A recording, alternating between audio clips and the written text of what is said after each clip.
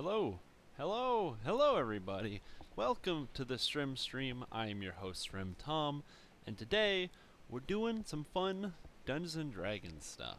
So, what are we gonna do today? I've been playing a lot of Dungeons and Dragons recently, and more so than just playing a lot of Dungeons and Dragons. I've been streaming a lot. I've been streaming on my own personal stream. I did it pretty much all week last week. It was pretty cool. Had a lot of good experiences, and it was a good time. Then I kind of took the weekend to get some stuff done, so I wasn't really streaming on the weekend, although I was playing some DDO. And what I was working on mostly was trying to get my character set up for a build that I'm trying to finalize. Now, there are a couple of problems with this build that I'm trying to finalize. The first problem is it's going to be a caster build, and if you've ever played a caster build, you run into a situation called spell resistance. Spell resistance is an effect, of course, that stops spells from completely affecting a target. Now, this is a bad thing for you as a spellcaster, because you run into this problem where you try to cast a spell at a target, and then it just comes out with this little blue shell and nothing happens. It's an effect that's scaled faster than like equipment can suffice. You can make it so that even legendary elite, as long as you have about 140, 145-ish chance to hit, you're going to be hitting almost every single time. Missing is going to be extremely uncommon. I mean, it'll still happen maybe on a 1 or a 2, but usually you're still going to be hitting every time. But with spell resistance and spell penetration, unless you really focus on spell resistance and spell penetration, you might run into some actual trouble there. So I'm trying to do some wizard lives to try to set this up so I don't fall down in the future, but like I said, it's something that's happening. So I'm just trying to burn through this wizard lives on this character, and I'm trying to do that in the most tolerable way. If you've ever seen my stream before, you know I don't like wizards, but they give +2 spell penetration on their past life. And I want to take this opportunity to kind of talk about past lives and what they mean. As somebody who has a character that is completionist, I love completionist and I love past lives. One, it gives you a sense of almost like ownership over the game, You played the game, you beat the characters, you played every single character, you showed your true devotion, and you get this sick bonus for it. So you leveled from 1 to 30, right? And then you collect your heart seeds, or maybe you just buy the heart of wood off the store. You set yourself back down to level 1, and you do it over and over until you've played every single class of the game. You come up with all different kinds of builds. Unbelievable. Amazing the amount of effort it takes, and you get cool benefits from it. If you do a monk life, you get +1 damage. If you do a fighter life, you get +1 to hit and tactical DCs. You do all of them, you get the access to the completionist feat, where you get +2 to all stats, and you get skill points. That's complete madness, you know what I'm saying? Think about the benefits of these skills. But there are some areas where I think it kind of steps out of bounds. And this area that I'm thinking of in particular, what is this? A piece of plastic. Anyway, sorry, I'm distracted. There's an area where I think it falls a little bit out of bounds. And this area is spell penetration and spell resistance. Spell resistance is a cool mechanic. Some monsters are inherently resistant to magic. That's one of the things that differentiates drow and regular elves. Really cool. The problem is, spell penetration, you can get a total of 9 from past lives. Okay? So, what does that mean? What does 9 mean? Well, for every point of spell penetration you have, that increases your chance to beat a monster's spell resistance by 5%. With 9 points total accessible, that's a 45% increase in your chance to beat a target spell resistance. That is maddening, okay? If you have 3 fighter pass lives, that gives you +3 to hit and +3 to your DCs, which is again like a 3%. Is 15%. If you're playing as a cleric, you get conjuration DCs. Again, you get 3 of those. That gives you plus 15%. But 45% from spell penetration means it's essential if you want to play as a caster to get this past life, which is kind of one of those feels bad moments. If I play a fighter, or I play a barbarian, or I play a ranger, I can roll one up, I'm a new player, I can get my way to level 30, figure my build is kind of wonky, use the heart of wood you get for free to redo all the stats, knowing I know what's going on, I know it's important, and now I have a good character, and I can get the items, and I can beat the bosses, and I can feel really good about it. But when you play as a caster, even if you have the stats, you have the DCs to be able to hit these monsters with these crazy effects, you still run into a situation where, you're like, I can't beat the spell resistance. No matter, you get all the items, you can't beat the spell resistance. especially if you're playing like a wizard or a sorcerer, especially wizard, who has access to just a very small amount of spell penetration, or warlock who has only access to the tainted scholar tree. So there are some problems with past lives, and that is what I'm experiencing right now. This character that you're seeing right there, drowning, he's drowning because he's a weak wizard. He can't breathe. He's flashing a lot. Wonder what my health is at. Oh, we're almost out of health. But I'm regenerating health at the same time. But yeah, every time I guess we take damage, we start to drown even more. I'll stop him from drowning, don't worry. But this character right here is a wizard character that I'm trying to get rid of. I have to get wizard past lives because I want to play a character that's going to do crowd control, and I want to be able to hit targets like drow and demons. Here you go, have some air, man. Just chillax. I want to play a character, but the problem is I don't actually really like playing wizard. Wizard's not my favorite class. In fact, some people might know that my wizard is my least favorite class. I cannot stand the wizard class. I find it slow and difficult to level. At max level, I really like wizard, but not on the way up. So, but that's why I think it's important that we have a discussion about the ramifications of like past live feats and bonuses. Past lives are great, but when you have too many bonuses that come from past lives, they could potentially become essential. And this is a situation we have right now with this past life. Wizard. Wizard past life, get that spell penetration is basically essential if you want to play a caster, and this is a bad thing. Nobody wants to find out when they hit max level that, oh, I needed this, or else I can't play. Now, that's also a problem of the limit of the access to spell penetration buffs. You know, it's not like evocation DCs where you can pick up the Deific Diadem to get an extra 2, and you can slot an augment to get an extra 2, and you can get like a bunch from your enhancement trees, and then you're also going to be picking up a bunch from your like Epic Destinies and stuff. Like it's unfortunately not quite the same.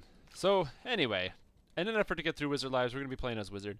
I'm also going to be brainstorming up more Wizard Lives as we go on, but that is what we are going to be doing today.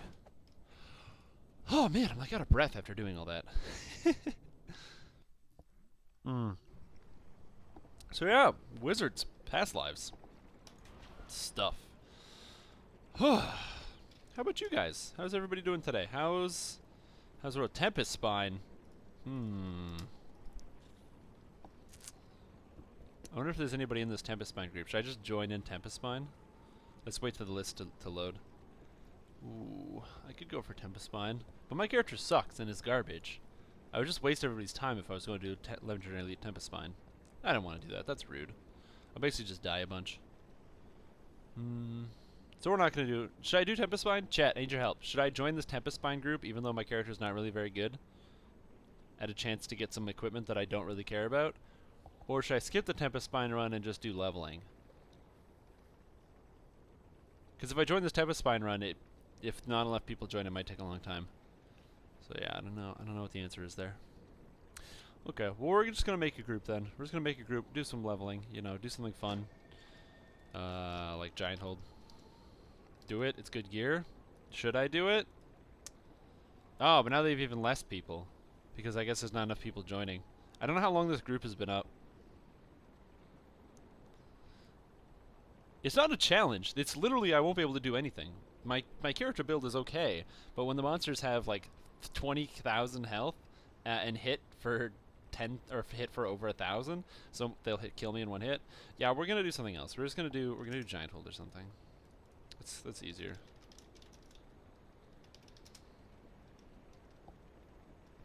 This is just easier for me and for everybody else. Like I said, I like the idea of doing Tempest Spine, but man, on an underleveled wizard, man, should I just click it? Should I just click it? Oh, we're just gonna click it. Oh god.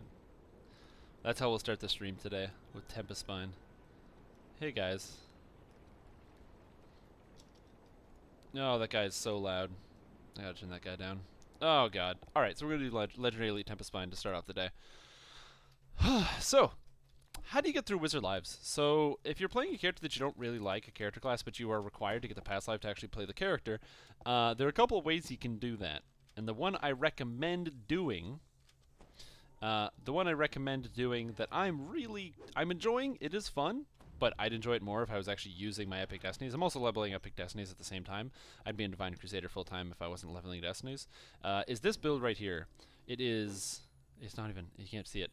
8 wizard, 6 favorite soul, 6 fighter. And the way that this build works, so we've got a maul here, as you can see. Look at my maul, look at this. Also, if you haven't seen this maul, holy crap, the legendary green steel mauls look good. Oh, God, this maul looks amazing. God, this maul looks good. Anyway, trick behind this build, boom, everything goes in the Kensei tree. Then you have some of the Stalwart Defender tree. War Priest tree, you take the religion, because my religion, of course, Sylvanas, gives +2 critical threat range to mauls. So my maul, legendary green steel, is a 16 to 20 times 4, so it crits really hard, and I hit really hard with it. The problem is my damage isn't super high, because even though I actually do have a fair bit of damage, I just don't do a lot of damage myself, because I'm not in good destinies and I don't have the right items, but... Inspired by my build, so reincarnate into 7 PDK, favorite soul, fighter, monk to try to maul build. I mean, hey man, that sounds cool. Oh, the group's filling up. Alright, oh god, this is gonna be awful. Let's go to Legendary Elite Tempest Spine. Do you guys want to see how low I can get my hit points? Because if you want to see how low you can get, I have 960. I think we can get this, like, below -1,000.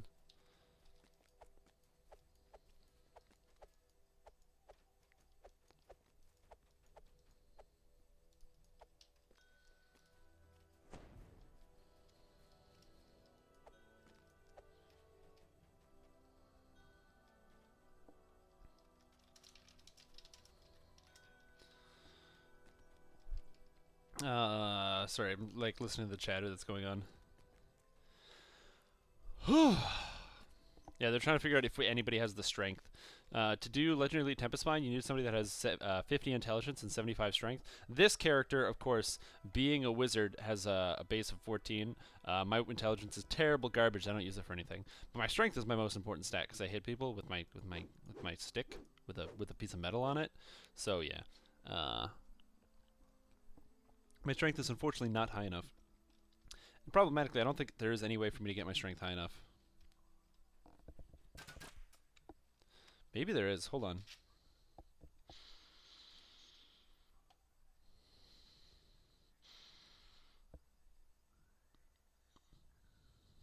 How much strength can you get out of Fate Singer? Because out of Fate Singer, we can get... I can unlock a tier 1 Twist of Fate.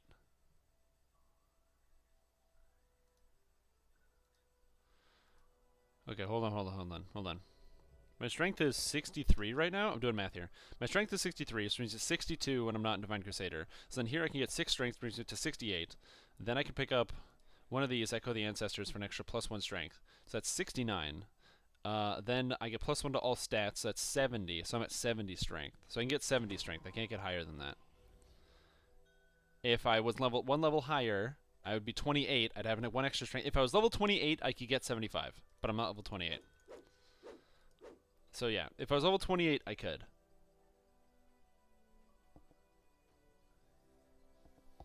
Because with level 28, I would have the Ring of Power, which is a 4 quality strength. Yeah. So if I was 28, I could do it. I'm not level 28, so I can't do it. But if I was level 28...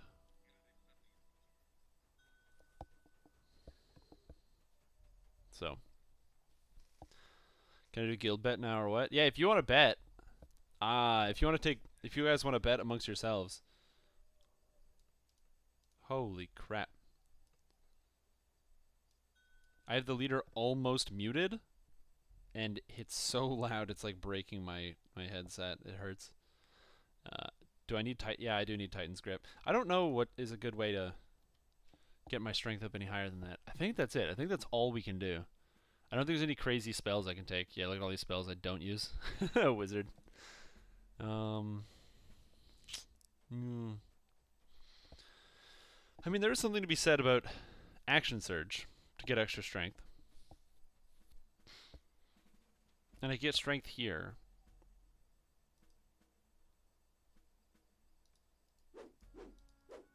So yeah, so I actually could do it if I had level 28. Oh well. They let me into the group, so it's not my fault. Plus, you could also use store pots. Store pots give an extra +2. Unfortunately, I can't use rage bonuses because my character already does get +6 strength from my stalwart defense, and stalwart defense, of course, disables rage bonuses. Oh, don't worry, man. I want to buy store pots. I would totally do it, but the problem is I'm still just down too much strength. If I could gain 1 level, I would gain 5 extra strength, which would give me the last of what I need.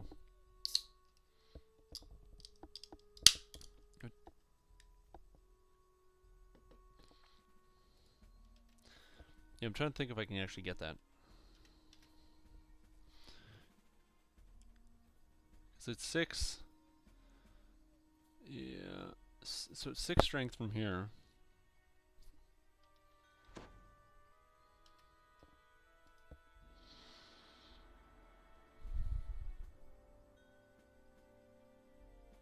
Yeah, that's 6 strength. I don't think I could get any higher.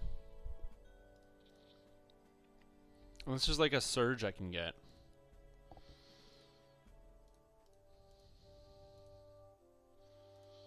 And Grandmaster Flowers doesn't give strength or anything. So if I was to take this and then reload it.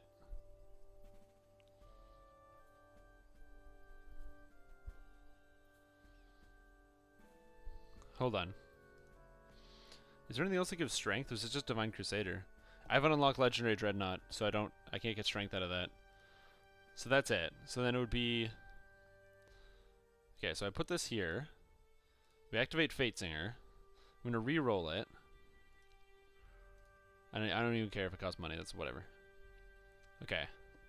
I'm just trying to see how high I can actually get my strength. So strength. I don't know. This. More strength. This. More strength. These don't give strength. Just put there. More strength. Does this give strength? No. This doesn't give strength. Okay, none of these give strength, but this gives strength. So that's an extra strength. More strength. I don't know, this thinks gives strength?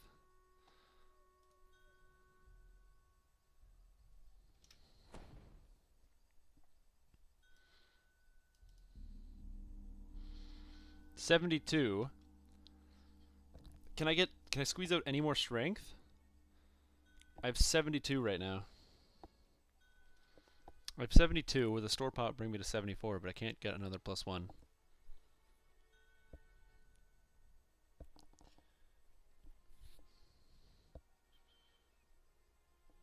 Yeah, I'm trying to think if I can get 1 more point of strength somehow.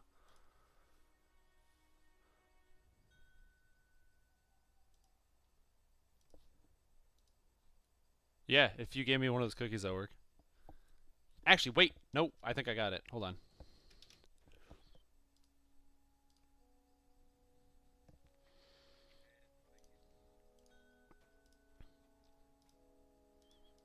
Hold on. Oh, hold on. Oh.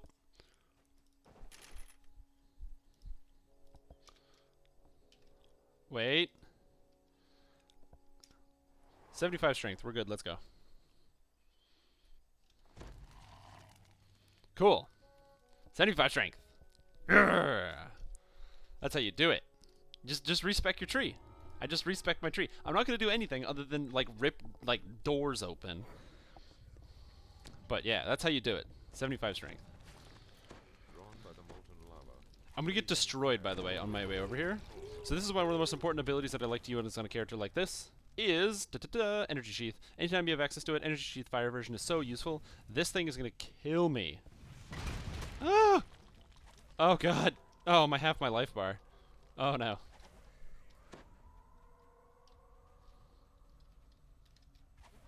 As long as I just don't die, I'll be fine. Oh, why? Oh, yes. These guys have, like, Finger of Death and stuff. Yeah, go Warlocks. We have so many Warlocks in this group. Cool. So my job is exclusively just to rip doors open with my 75 strength. Bam. That's pretty cool. I actually like the fact that I can reach 75 strength on this character. This wizard fighter favorite soul thing. I had to change a bunch of my enhancement tree, but that's pretty much just changing to action surge strength here, and then also flipping into the super duper duper strength Fate Singer tree, which I don't think it's supposed to give this much strength, but it just does. So. Here in the And I have a pretty rad Inspire Competence now. So, oh god, I can inspire people's competence. Oh, come back, team. Come back. Where's Inspire Competence? Oh, yeah. Here we go. There we go. Hold on. Let's inspire some competence here. Let's get this going. Alright, good. So we inspire competence. I still hit for like 1 billion damage. That's good.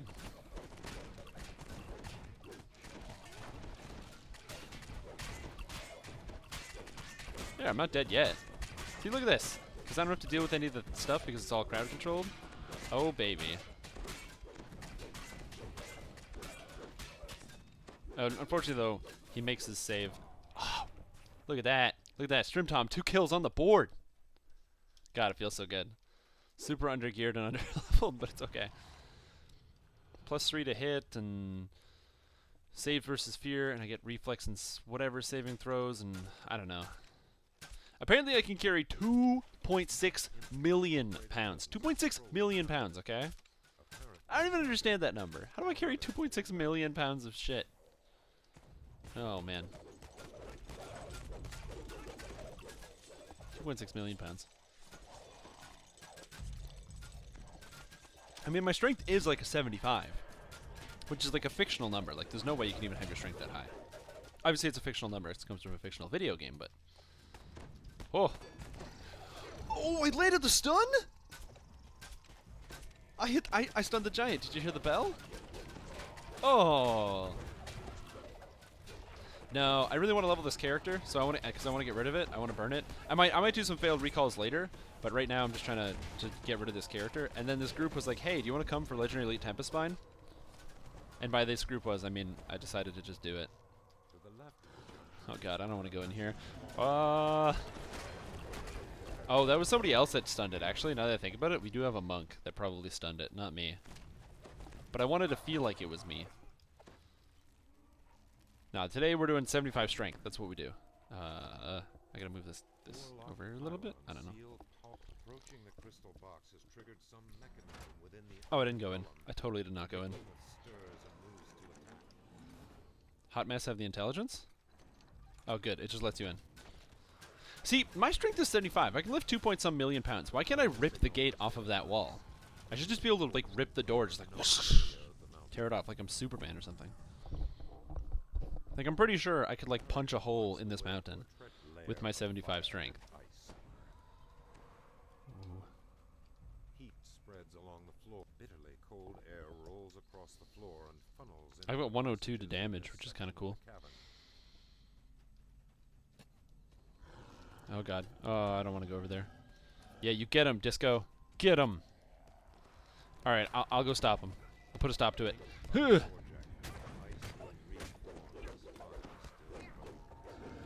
Ooh, who got that kill? That was me, Strimtom. Oh, that fireball's gonna hurt. I don't want to get in the way of that. Never stand in front of giants, by the way, because if you stand in front of a giants, you get the overrun.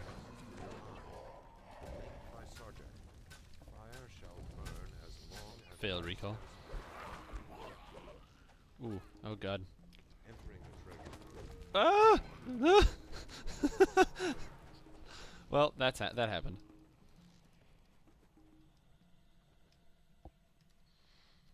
I died pretty easy, so. Matilda's got the raise. Thank you.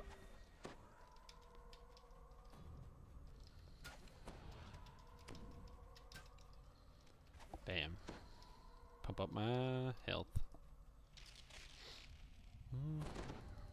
Oh, I guess it's not the weekend anymore, so the extra loot isn't spawning. The extra loot was pretty cool.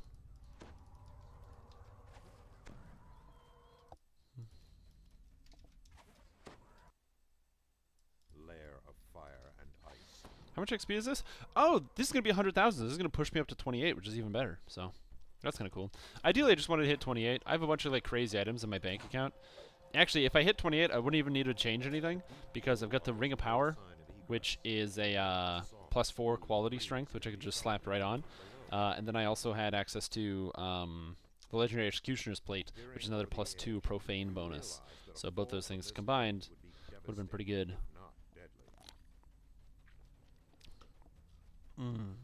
So that's me. This is me. You know, doing some Legendary Elite Tempest Spine that I definitely shouldn't even be in. but I am because YOLO. Sometimes you just gotta carry the team, you know. Literally, I could carry all these guys because my character is so strong. Oh god, those meteor swarms are like universe-ending meteor swarms. I'm not going over there. Although I'm curious about this build: Blade Forged, Warlock 9, Monk 8, Paladin 3. That does look really cool when I look at it.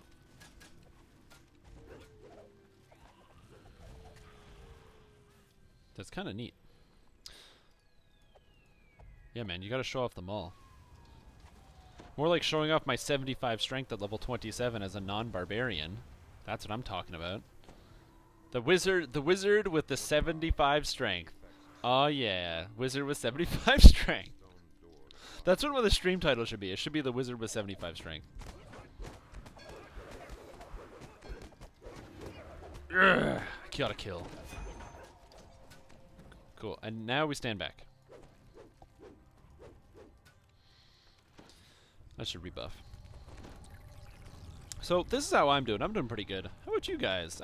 I've been doing stuff. I've been around for a week, but I haven't really, you know, haven't been back here on the DDO stream. Did you guys check out that super cool DDO stream that was on Saturday or Sunday? Was it Saturday or Sunday? I don't remember. I think it was Saturday. The super cool DDO stream with Cordovan, where he did the 12-hour stream, and you know, to raise money for you know, for cancer research and stuff. It was really cool. There's a Movember stream. If you guys didn't watch it, you can go back and watch the archive that I'm assuming is going to be on this channel. Yeah, Jerry's stream. It was super cool. I tuned in for as much as I could. Unfortunately, I couldn't stay the whole day because I did go out and see a movie with a friend later that night. I can raise people. That's what I can do.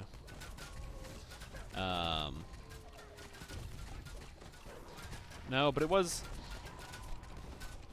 a pretty good stream. There were a couple things that I thought was very interesting. Stuff that I heard being said that I'm going to repeat here because I thought it was pretty cool. The thing that gets me the most, that makes me the most excited, is hearing somebody say, "Hey, they're gonna add Reaper difficulty in update 34." Now, for those of you that know me, I'm so excited for Reaper difficulty. I think the idea behind Reaper difficulty is just absolutely amazing. You know, just making something that's so hard that it's not even fun. That sounds just awesome to me.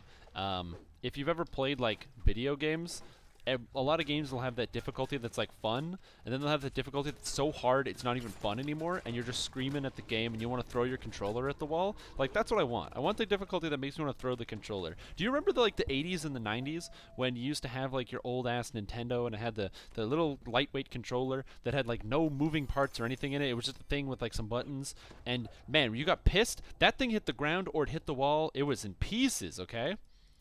Right? That was like what happened. You know, you're playing Super Mario on original Nintendo. You get to world 8-4. You're about to beat Bowser. You fall and die. Game over. Guess what? You're back at 1-1. But, you know, get over it.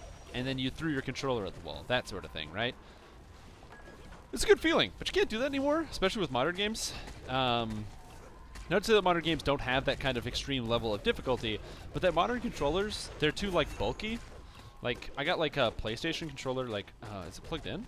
What the heck? No, it's like wrapped or something. I got like one of these PlayStation controllers. Look at this controller. It's so bulky and big and it has so many moving parts. It's the kind of thing where like if I took that controller and slammed it, dude, that's just gonna fucking break. And it ruins the controller and I can't use it anymore. And it's just not the same satisfying feeling, especially considering that's expensive phone replacement.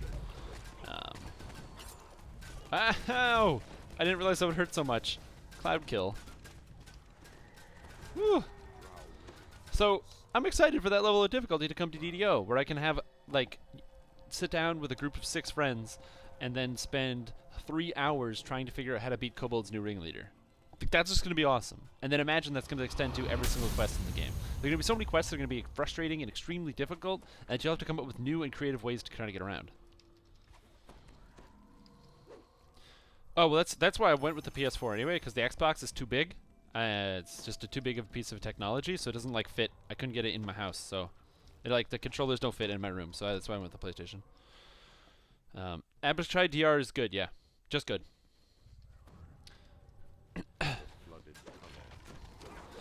So yeah, it's like Yeah, so I'm excited for that. I think it's going to bring an entirely new dynamic to the game. For a player like me, I played every single quest front and back, and it's going to provide a different challenge because it's essentially like getting an entirely new game, right? Having that much extra difficulty being added to the point where it's absurd. It's literally absurd levels of difficulty. It's going to change the way that you look at every single quest in the entire game. Which sounds crazy. Like, what do you mean it's going to change the way you look at every single quest? Like, you're exaggerating. Not entirely. I mean, a little bit, but not entirely. You know, if you have a situation where you want to do Kobold Ringleader, but now the Kobolds hit really, really hard, you have to start pulling guys. You know, getting a bow guy to, like, shoot out and pull a guy at you one at a time. You have to think, okay, how are we going to set up crowd control for the next room? All right, so I'm going to hold them at the door while you guys shoot them so they can't get through the door, that sort of thing. Do you remember when you used to have a guy stand in a door? Or two guys stand in a door? Holy crap. So that's the kind of thing that I'm excited for. Now, of course, AI has gotten a little bit better than since back in the day. If you think about stuff like if monsters generally, if they don't have a target, or if they can't reach their target, they'll attack the next closest one. So, for example, if you try the wall strategy in Shanticor, the new Shanticor giant stone dude that runs out at you, if you try to make that same wall of guys, then you have a caster sitting behind just pew-pew-pewing, the giant will actually stand there and he'll stomp on the people in front and kill them to get to the caster. So the AI is a little bit different. It's not exactly the same, but similar enough. So I'm excited for that change. Like I said, update 34 is going to be great. Also, if you haven't heard about it, Turbine said they are working on legendary green steel hand wraps. That's right, legendary green steel hand wraps. So, you know, if you were worried, oh man, are they gonna come out with legendary green steel hand wraps? I mean, they came with all the other weapons. Now the hand wraps are weapons. Are they gonna come out with legendary green steel hand wraps? Yes, they're gonna come out with legendary green steel hand wraps. So you can legendary green steel your hand wraps. You're gonna be like, yeah, you can be like everybody else. You're just gonna make vacuum. I mean, before there was you still had access to Storm's Harness. Storm's Harness, which drops out of this raid. I'm standing here because I don't want to die. I just really don't. Okay, I'm gonna heal this guy, Trexel.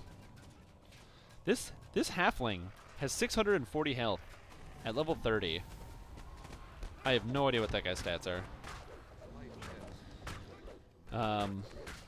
But out of this raid drops an item, the Storm's Harness. It's essentially like a Lit 2 legendary green steel hand wraps. It's a good item, but now you'll actually be able to make vacuum like everybody else. So some people are excited. Most people realize you can just make vacuum. Now, in theory, you could make the ooze build. You can make like a monk punchy ooze build because of the crazy attack speed. I don't know if it's good, but you could do it. You could.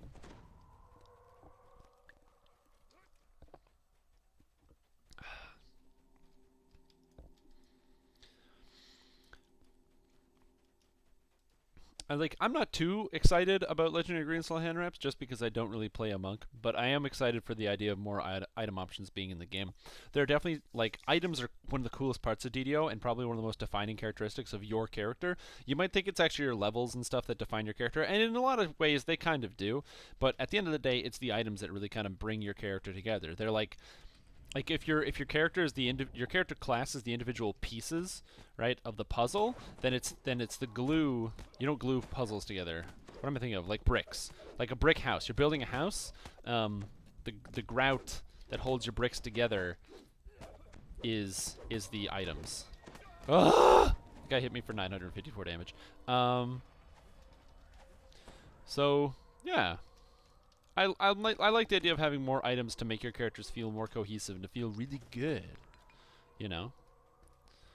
Having items that work in especially very specific ways is awesome, because it means that you can make really cool and creative characters that are designed around very specific items.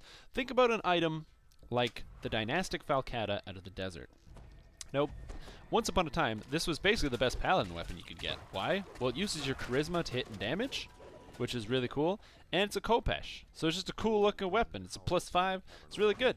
So you could say, oh, well, I'm going to make a character that has a lot of charisma, and then when I get to level 12 and I can use my Dynastic Falcata, I'll go and use my Dynastic Falcata.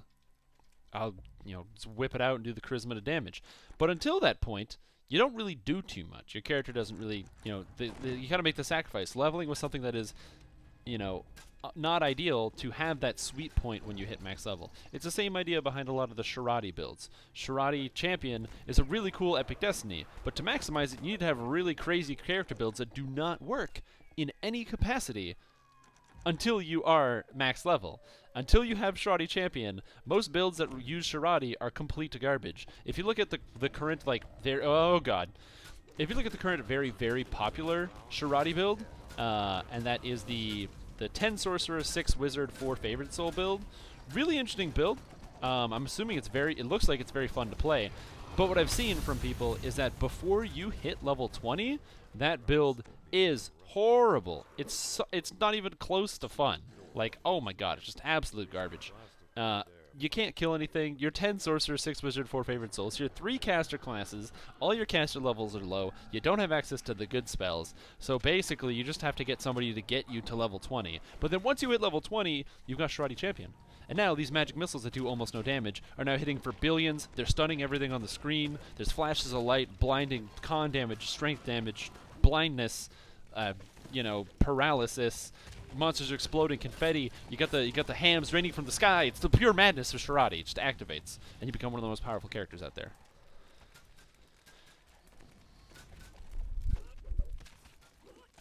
So, oh yeah, no, I like the fact that you've got a shuriken character that is using Korthos gear.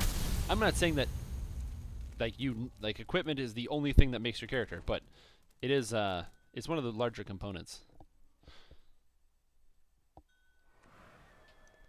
A sudden breeze swirls the dust. Some people glue puzzles together, but normally after they finish it. That's the thing. If you start with the glue before you're done, so if you really commit yourself to a build before you see the whole picture, and you start gluing pieces together as you make it, and then you realize, ooh, this doesn't work, and you realize, ooh, okay, my pieces are glued together. It's like, what do? You're stuck. And all your pieces are glued together and you can't change them now. It's kind of like that with like feats and stuff, or if you choose the wrong stat ratio. Bye, Beholder. Epic Wiz King, yeah. You can make an Epic Dynastic Falcata, but the problem is that weapon falls behind current standards of weapons. Like, to compare Epic Dynastic Falcata, even though it is a pretty cool item that scales with Charisma, a lot of the things that you'd want if you're dual wielding, it's only like, I think it's a +6 item. And the difference between +6 and +14 is enough to just not even use Charisma, just use Strength. Because if you consider that Charisma, you'd need to have more than 9 points of higher Charisma than you would of Strength to make that work, and you're not going to do that. Or not 9, 18 points. And that's just not going to happen, right? Like this Legendary Greensteel Maul, which is +19 for me, is way better than this +5 Metaline aligned weapon, Yeah, 5 years ago was amazing. Oh god, how did I look straight up? Climb. No! Need to climb. God damn it.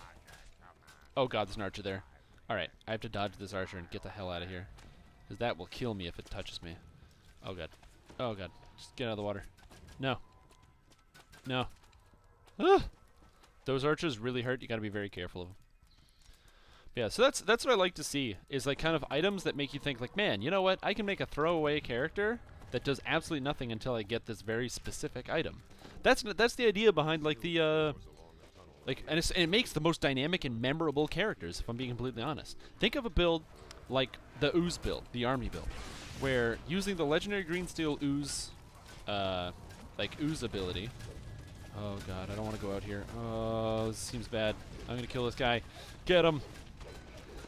But using the Legendary Greensteel Ooze ability, where you can make it so that you summon oozes when you hit people. I don't know which one it is. I think ow god, I'm dead. That build is basically like not really very good, because you need to have like all the ooze benefits. You gotta have like warlock levels to get the benefits there, and you want to have like druid levels and to be able to buff up the monsters and stuff like that. So it's not an amazing build on its own, but when you have that crazy item where you're summoning all these oozes everywhere and they start hitting guys really hard, it's a very cool item all of a sudden, and it's a very cool build and it really comes in together. And those are the kind of builds I find are like more memorable, are the ones that really have like that kind of use a unique mechanic. That's why the Shradi build, as much as I wouldn't say I don't like it, I just think that it's oddly tuned in that, you know, you make a lot of sacrifices to your build that basically, okay, bye.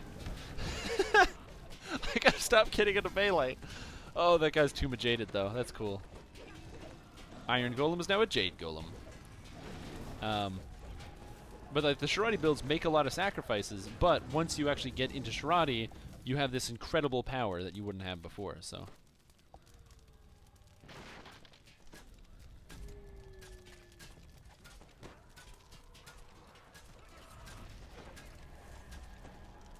Yeah, isn't that cool when you could just kind of use these things that make an alternate build? Right? It's like just the fact that this, not the Eldritch Knight, where is it? Oh, it's not here, Harper?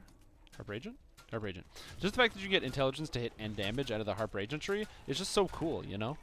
Because it allows you to just change the way you make your builds. Now when you make a rogue assassin, you can say, okay, if I spend a few points in Harper, now my assassinate, you know, my death attack is good, and my melee damage is good. But it's not going to be as good if you were just dex-based, right?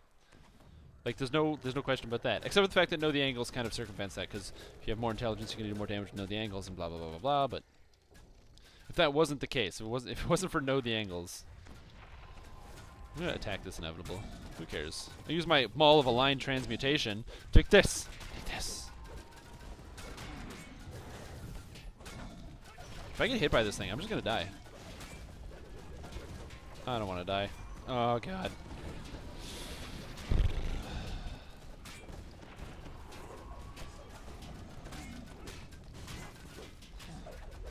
Oh, no, no, no.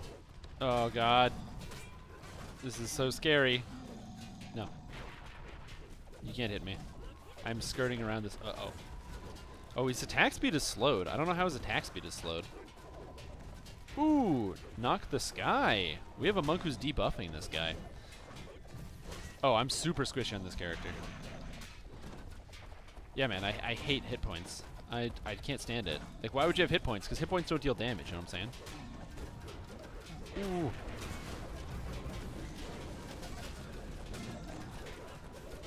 So yeah. Did you guys have any cool, like, what are some memorable builds that you guys have, you in chat? Because I'm always curious to hear about, especially even builds that don't work anymore or that don't exist. What are some builds that you guys had in the past that you really liked or really enjoyed? I'm very curious. Because like a build that I liked before Capstones was a 15 Bard, 1 Sorcerer when the cap was 16. Because the 1 Sorcerer gave me an insane amount of mana. And it just felt really good when I was playing a Bard with as much mana as a Cleric or a Wizard, which you shouldn't have. Yeah, man, hit points don't deal damage. 100% true. Hit points deal 0 damage. Like, why would you want hit points? They don't do damage.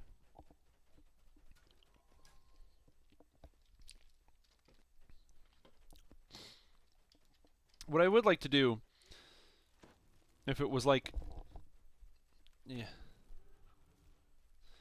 Here we go. There is something that I would like to do is to present a challenge to the community, like build challenges, to see if people can come up with like ideas for how to make the most creative builds. I'd love to put up like a hit point challenge. I'd love to see people come up with screenshots of what they can see as the highest amount of hit points. If you like to cheat when doing that as well, the best way to cheat is in Stalwart Defender just over here. The action boost gives you 100% bonus life, so you can use that to your advantage if you play as a pure fighter, but I don't know if there's ways to get more hit points than that. Unyielding Sentinel with a 20% insight, you get 20% from playing as fighter, but if you play as a Dwarven fighter, then you get 7% from Dwarf, or 4% I think from Dwarf, 4% more life. So, but if you play as human, you could take that con out of the tree. Like for the action boost, like I don't know what the answer is. What are these guys dying to? Oh my god. I don't know what those guys are dying to. They're dying to something though. They're dying to something.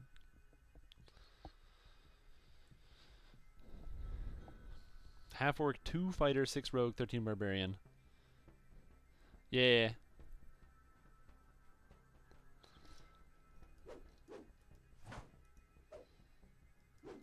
But you're missing a level there. 6. Wait. You mean 12 barbarian? 13 barbarian plus 6 rogue plus fighter is 21. So I'm assuming you mean 12 barbarian.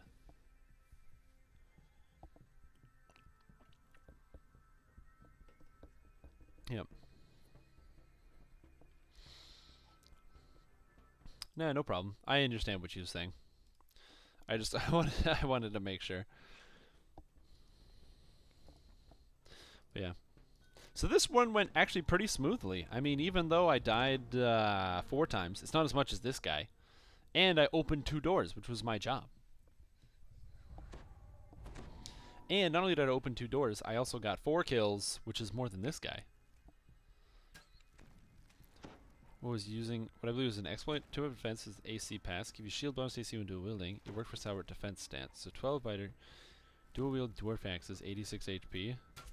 That's kind of cool, man. Before the AC pass, man, 86 AC is really good.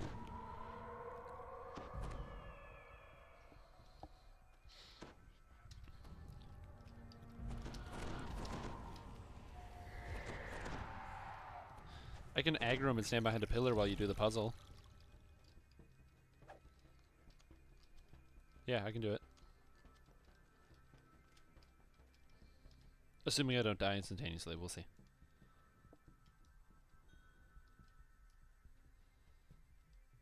Alright. I'm gonna tank the boss. Here we go. We're taking the boss. Okay, everybody, we're taking the boss. This is what's happening. Sword check! Oh, rock. Don't boulder me.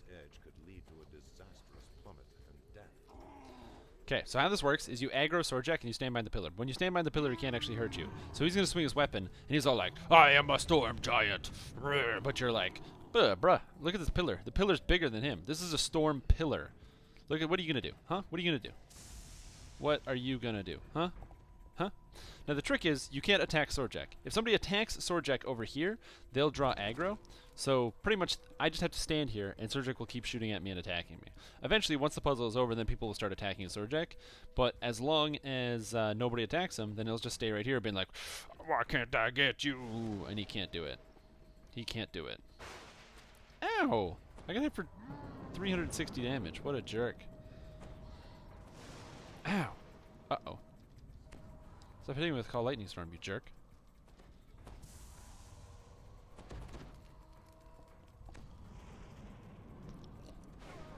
Look at this guy hitting me with lightning bolts. What a jerk.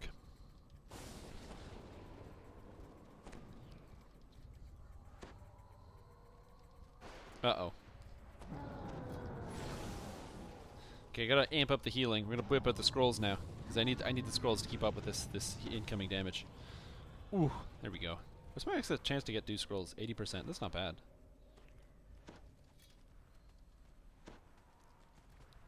Alright, good. Now we have to kill Swordjack. Ow! These chain light... Oh my god, no. Call lightning. Help. Oh, I rolled the one on my UMD. No! I gotta stand next to one of these warlocks to get temporary hit points. Oh, I rolled 2 ones in a row! No, the 1 in 400. I could die right here. Ugh. I'm just trying really hard to not die to lightning storm while these guys are actually fighting the boss. I don't know what the storm reavers... Uh-oh. Goodbye, melee. If I can just get behind this guy, that'd be pretty cool. Let's just get... Oh, he turned around. No. Just stand behind Swordjack at all times. That's the trick here. Here we go. 93 with a proper tower shield. That's really good. Oh, if you want to play melee, there's a lot of dancing you have to do with Swordjack. When Swordjack lifts up the rock and goes to drop it back down, always back out of melee. No matter where you are, in front of him or behind him. Always back out of melee. Don't ever stand in front of him if possible as well. I'll just start raising people because that just seems like a good idea right now. My god. People in there dying to Swordjack.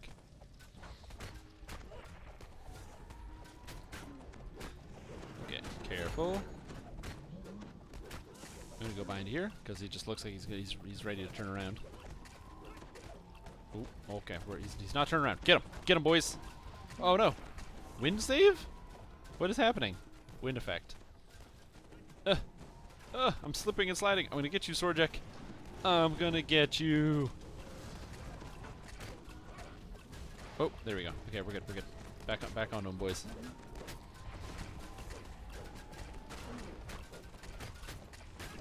Oh, melee.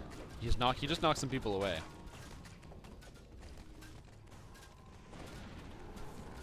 Okay. Alright. I have feather falling, so I'm not worried if I get knocked away. I'm getting worried about lightning though.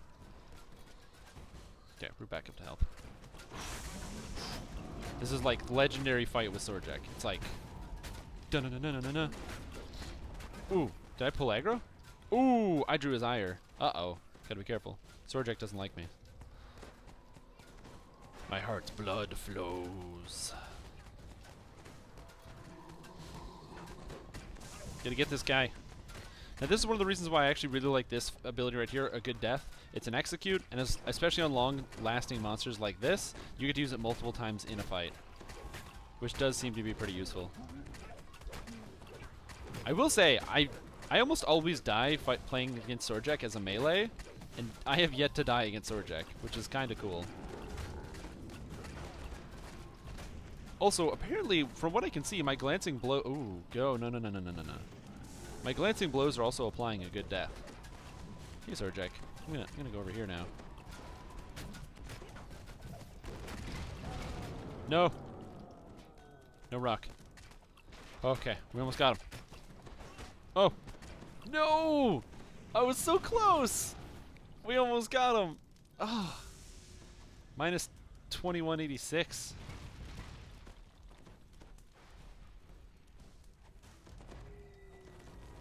Ooh, what's happening? Oh! Oh! We're back! Screw you, Swordjack! Got him! We got him!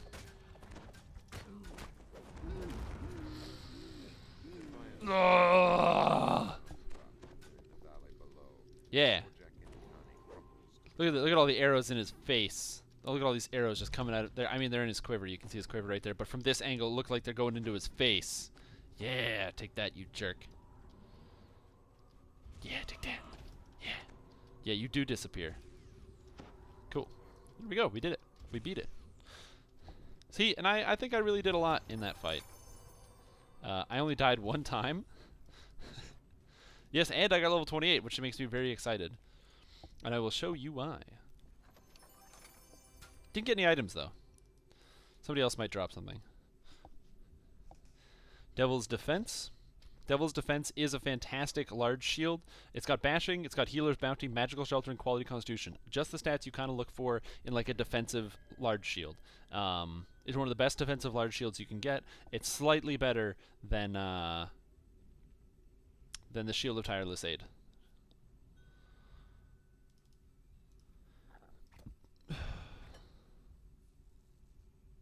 What else is here? Outfit of the Guardian. Celestial Sage Leathers, Celestial Oak, another great shield for Druid.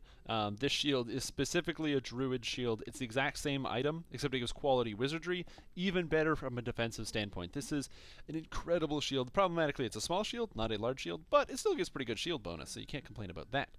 And then, of course, please loot all the crap. Devil's Defense. Did I loot all my crap? No, I didn't. Oops.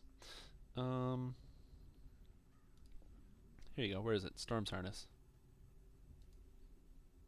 I can't look at the storms.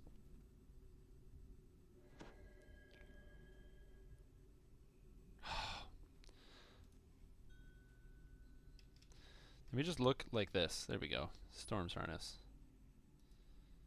Bam. So this item right here, this is basically a legendary green steel item. It's got quality stunning, shocking burst, shocking blast, greater reinforced fits. Does a lot of damage. It's a good item. Devil's Defense. I kind of want that shield. I don't know if I'd ever use it. Slash roll D.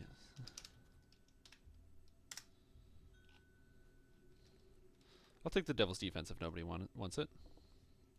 But yeah.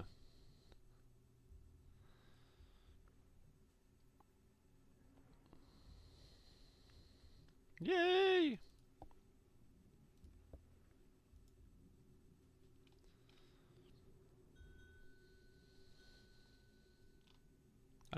I don't want any of these other items, so I'm just gonna stick with this. I don't think I can even use this shield. Like I have no use for this shield.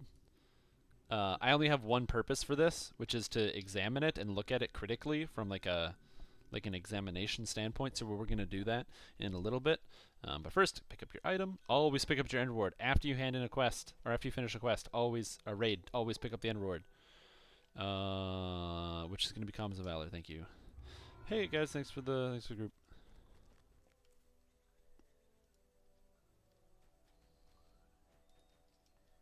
Cool.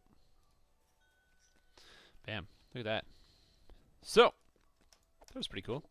So I'm gonna go quickly take my level 28, and then we'll do something else. I don't know what we're gonna do, but we'll do something else, something good.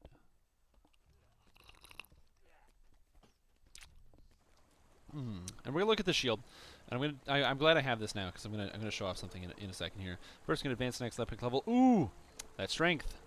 It's a lot of strength. What do I take here? Hellball. Hellball seems interesting. That's it. Hellball. Holy Strike. Your weapons gain Ghost Touch. I mean, that's kind of good. Weapons gaining Ghost Touch is, like, good. So I'll just take that. That seems good. Sure. Holy Strike. I'm not going to be in Fatesinger anymore. Although I will twist Strength out of Fatesinger and go back to Divine Crusader. Bam. Look at that extra strength. So, why do I have this shield? I'm going to show you guys. So, this shield, the Devil's Defense, is an interesting shield, and I actually kind of like the design of it. I don't know what it looks like, though.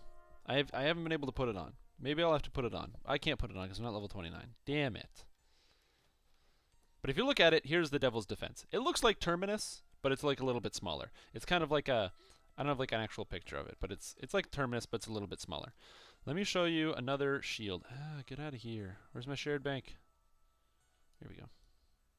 So now my character's level 28. We're going to equip Legendary Harden's Hide. I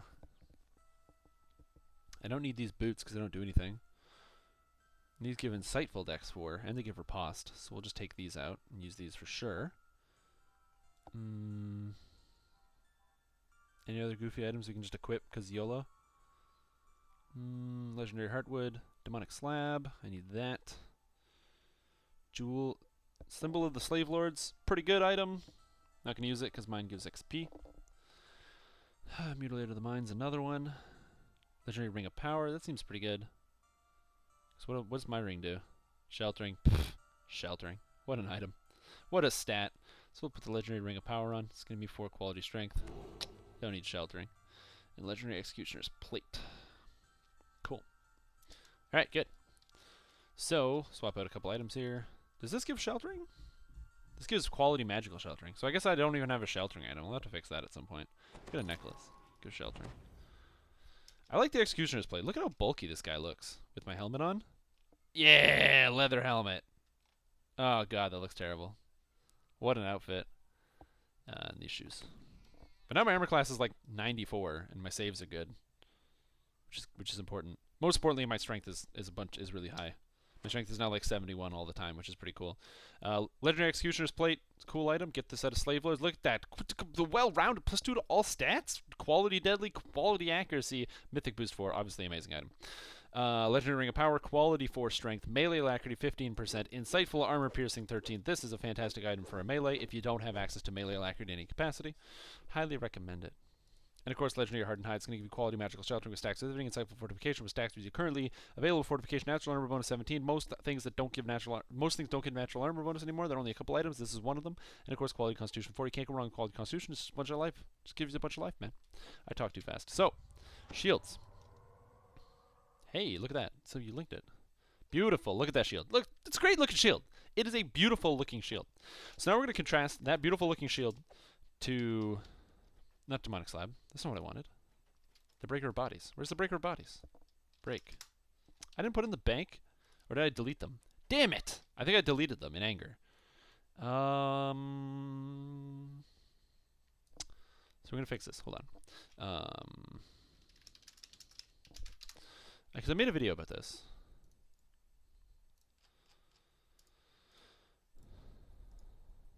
Okay. Yeah, whatever.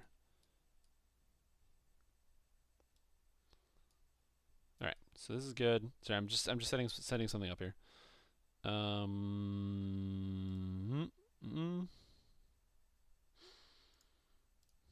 Monitor.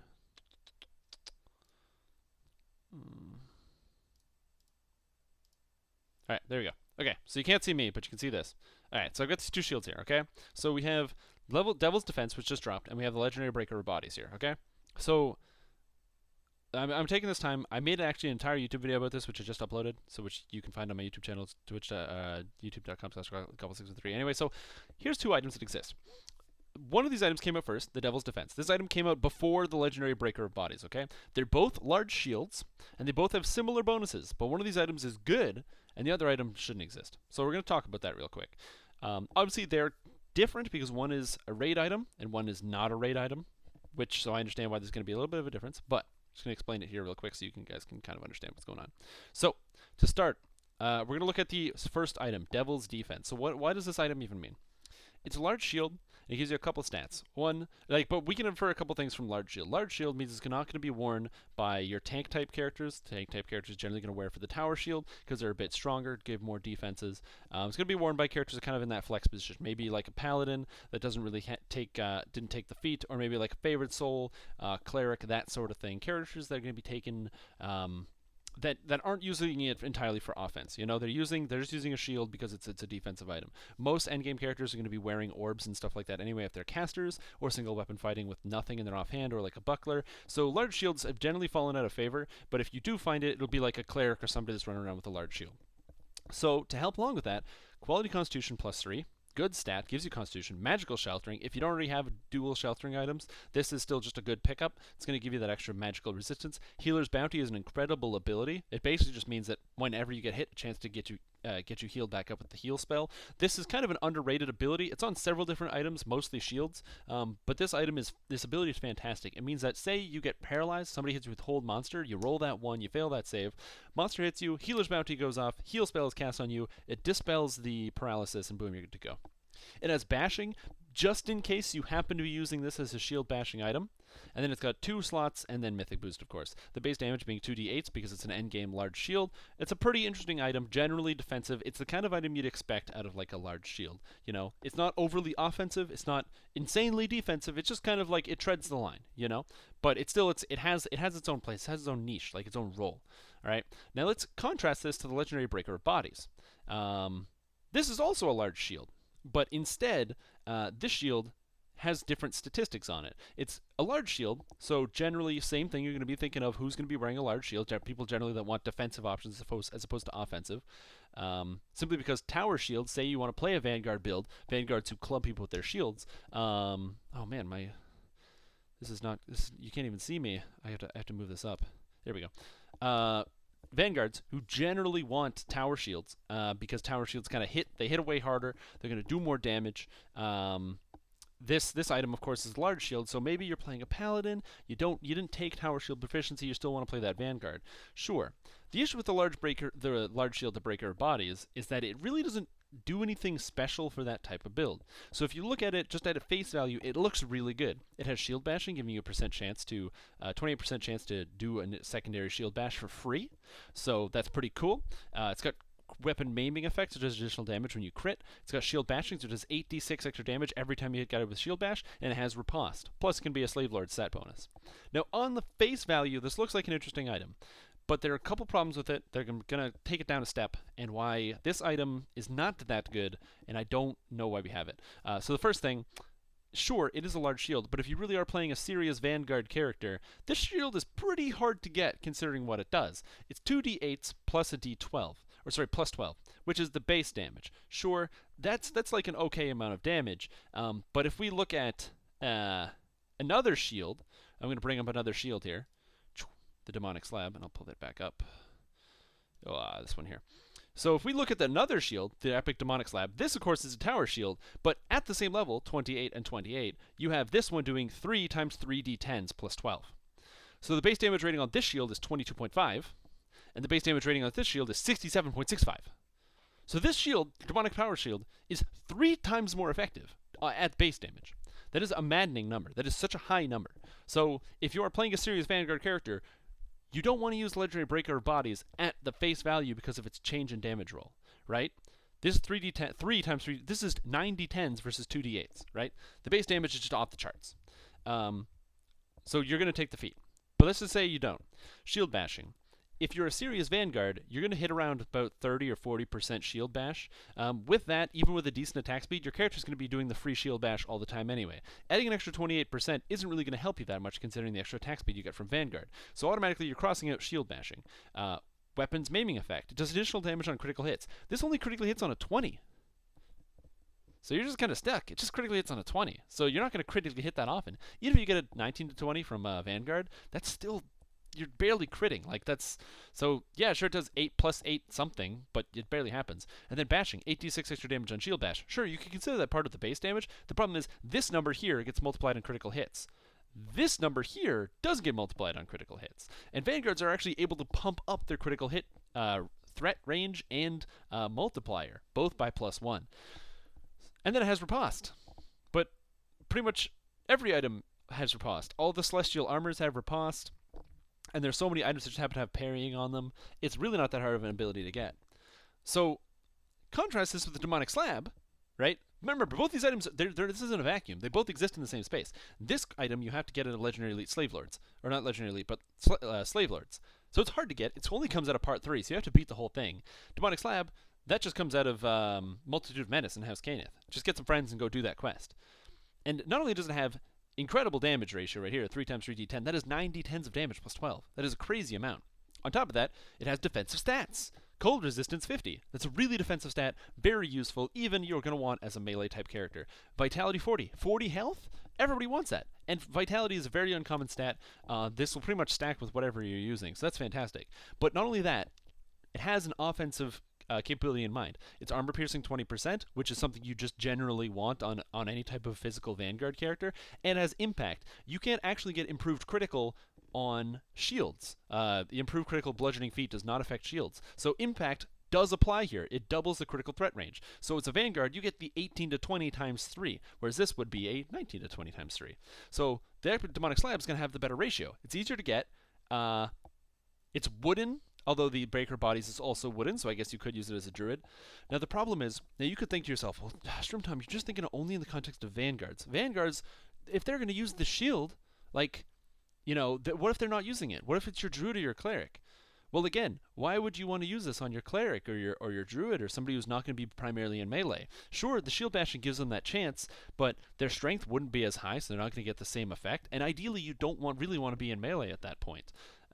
If you're playing any kind of Cleric or Favorite Soul, you're going to be using a two-handed sword if you're trying to multiply out your damage.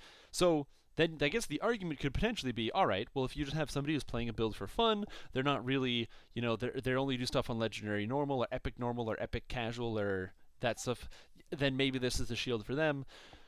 I guess, but then any really shield. I mean, you can Caneth craft bashing onto this and maiming, and or shield bashing, and then I guess you lose the riposte and the maiming, but it's basically the same item.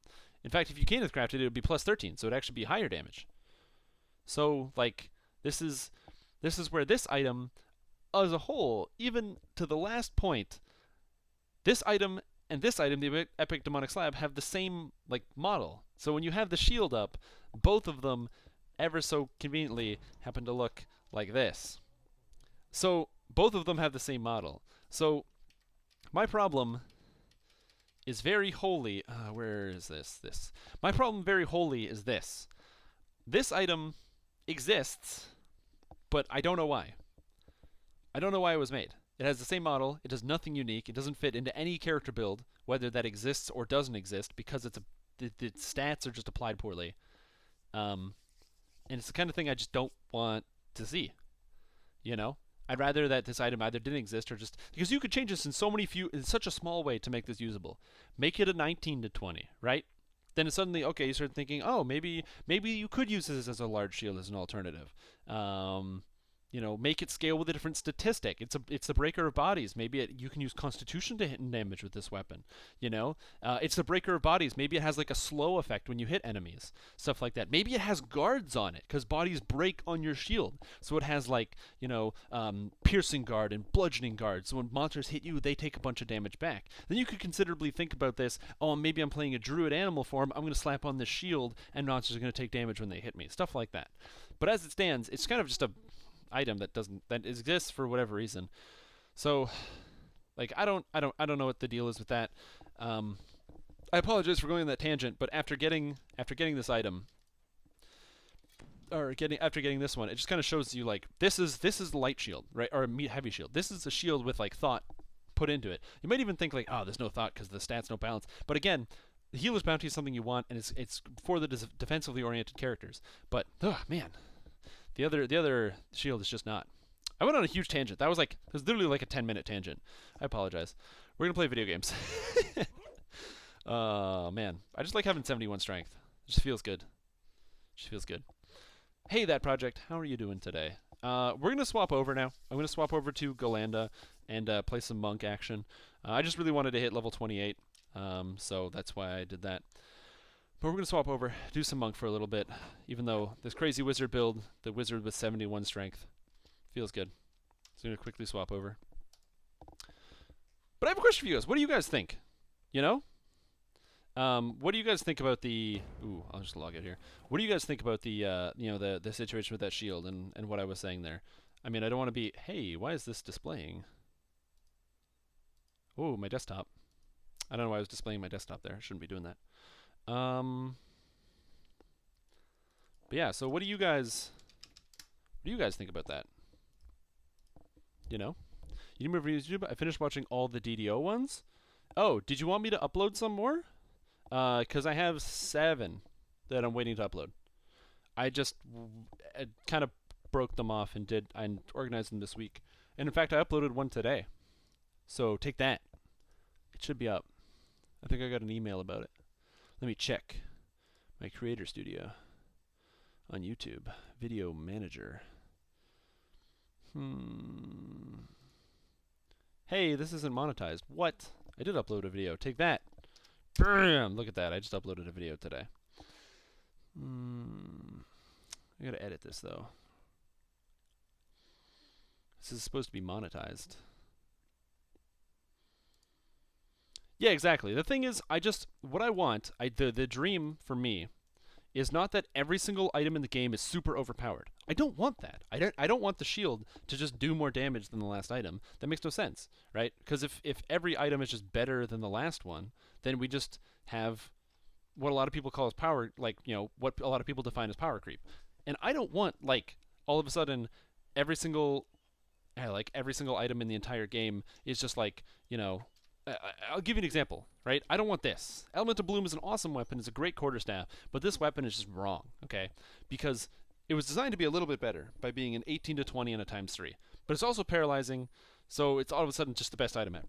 You can't really beat this. Even when you hit max level and you get the Epic Elemental Bloom, which is only a +7 item, even though it's +7, going with a green steel quarterstaff is just not going to beat out the Elemental Bloom in any capacity, unless you need a DR breaker. So this item is it's an interesting design, but it doesn't take any thought, right? I slap on whatever, I just take any quarterstaff character, can slap on Elemental Bloom. It takes no thought, no planning, right? But say the Elemental Bloom required, Constitution to hit and damage. Couldn't use Strength, Then you have to start thinking about, okay, well, how do I circumvent that? Now I have to play a monk to kind of pick up dexterity if I don't want to use Constitution. Maybe I'm going to play a dwarf, that sort of thing. So items that kind of challenge the way you think about them I think are more interesting, and we should have more interesting choices when it comes to our items. So, Instrumenting Monk, I'm going to strength at dex, taking 1 hit point. Don't ask me. I don't know. I don't know where I ended up. I don't know which one of these is better, so I can't tell you what to do. I gotta sell real quick, and then we'll do some quests. But yeah, that's me tangenting. I tangented live on stream, so I took that cut out and I put it on YouTube there. So you can check it out there if you want. You can also subscribe to me on YouTube if you want. It's your option. You can just do that. The feds aren't gonna come and be like, no, you cannot do that. Unless the feds do that. Fucking feds, man. Always getting up in people's business. Ooh. Dexterity and resistance. That seems like a pretty good item. Is that I go with dexterity. The problem is you need strength. You need 17 strength to get all your 2 weapon feats. Chaos Guard, is that good? Is that good? I don't know if this is good or not. It gives heroism, which is kind of good. Mine gives constitution. I don't know. This is too hard. Is this good? No. Goggles, that gives haste. We're going to sell it out of the game. Dire devoted to devotion of insightful enchantment resistance. Wow, that seems like a good item. This is hardy. Oh my god, I have all these crazy items. Amber hair dye. I have pumpkin hair dye. Potions of haste, I got those. Potion of wonder. Oh, you can't bring a potion of wonder in a public area. Damn. I have a bunch of skill tomes, apparently. Or tomes. Lightning bolt wand. Hollow reeds. Bam. But yeah. So right here. I think dexterity is the best way to go, if I'm being honest. But right now, I think I started out with strength, and then I realized dex is better, because I want to be in water stance for this character to work. Water stance, of course, just gives good benefits. I don't know, I just like water stance. Especially because with water stance, I'm at 17% dodge right now, which goes up to 31% at the cap. It's kind of cool. Okay. What level am I? What am I doing? Oh, by the way, if you want to be as cool as Strimtom and you want to have a goal roll every single week, and you could win yourself 5 potions of Fire Shield Cold, holy guacamole, what a stat. My god. If you want to win that, you can go ahead and subscribe to the game. It gives you a free roll every day. I need to do level 8 quests. What else is there? Slave Lords? I'm not going to do Slave Lords. Can I do Cult of the Six? Yeah, I can do Cult of the Six. Let's do Cult of the Six. I want to do that, so that's what we're going to do right now. Set up a group. 8 to 10. And be Cult of the Six. Cult of the Six. Also got to change this to Galanda, so everyone knows where we are.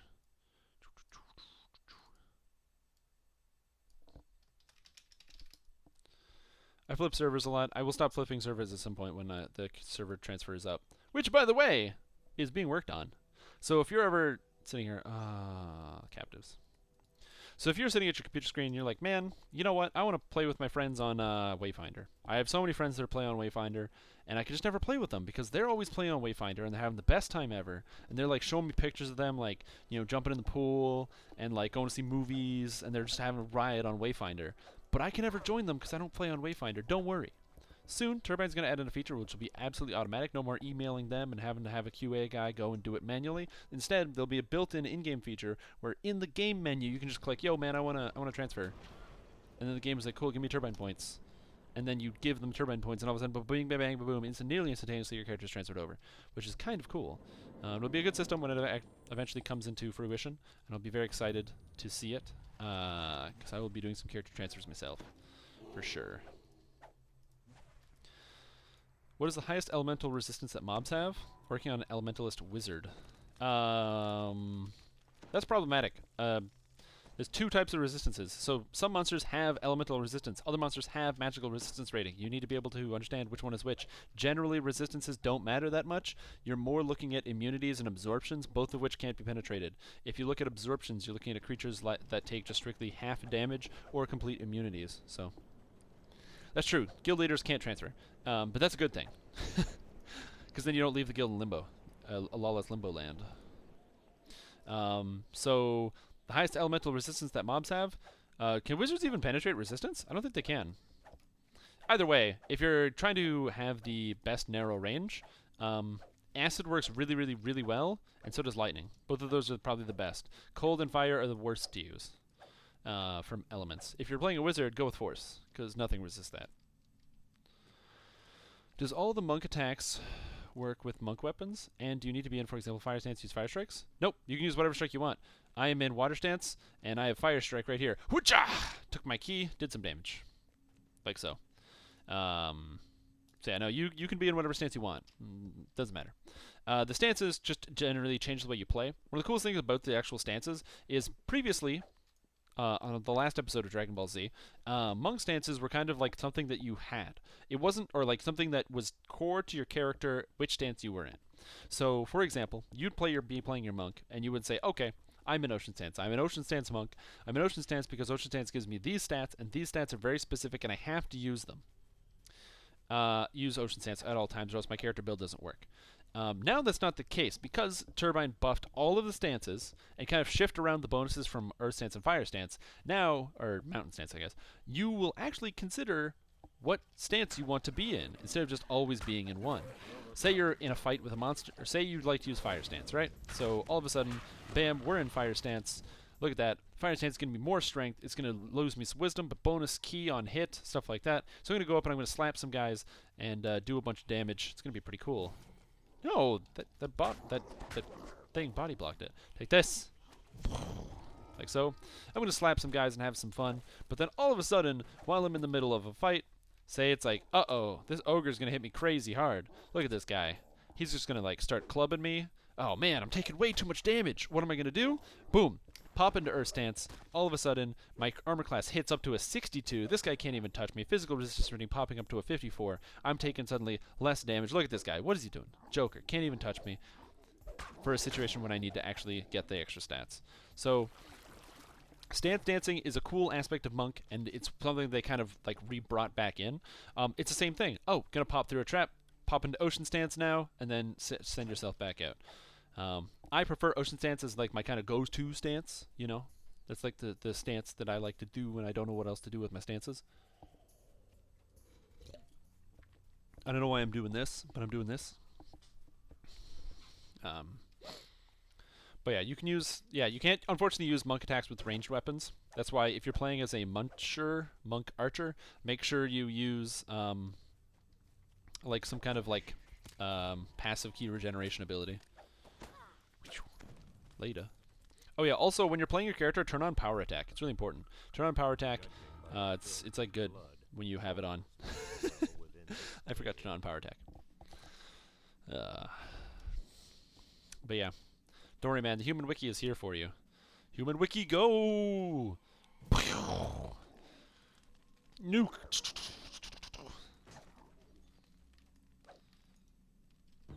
Oh, do you want to play? Boom. Hey, look, we got a troll chieftain. He's dead. You can stance when you want to. You can leave your cares behind. 'Cause your friends don't stance, and if they don't stance, then they're no friends of mine. You can stance dance when you want to. Is it stance dance? Because you dance, but you can stance dance. You can like add in that extra syllable there, and it just kind of blends seamlessly. Now, the idea that this character is going to go for, I'm going to go pure Wisdom, going Hench and Mystic. Wisdom is going to be the most important stat because it affects all your core abilities down here. As well, boom, Tomb of Jade, so I can stun the crap out of targets. Right now, I can actually lock enemies into Tomb of Jade if I roll a critical hit roll on Jade Strike. Problematically, though, Jade Strike, you got to roll a crit. Don't crit that often. I crit pretty good. I crit on not a 16.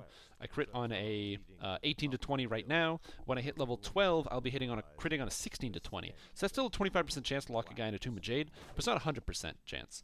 Once I pick up Tomb of Jade right here, that'll be a 100% chance. It's on a it's on a 1 minute cooldown, but 100% chance.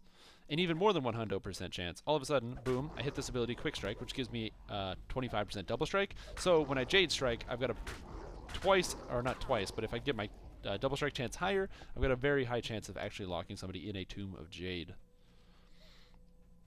Jade Strike's also useful because it reduces enemies' fortification and vulnerability. You have a favor to ask of me. Shoot. I'm a stranger on the internet, though, so I can neither confirm nor deny that I will do a favor for you. The tunnel to the north leads back down It's like, you know, I can't do it. Oh, I don't have to talk to this guy. Oh no, did I talk to the dude? Uh-oh, I don't know if I have Cult of the Six. No, I never handed in Grey Moo winning. I gotta recall back. So I gotta recall back. Damn it. I knew I did something wrong. I forgot to talk to the guy. Be on the island. Let me go. Thank you. That was my bad. My bad, team. We're gonna have to walk again. We're gonna have to do the walk again. Hmm.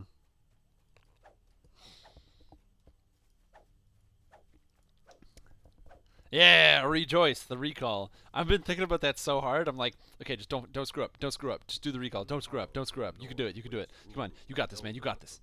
Like, oh, look at all these items now. I'm gonna read the stats of spell site. Yeah, give me that.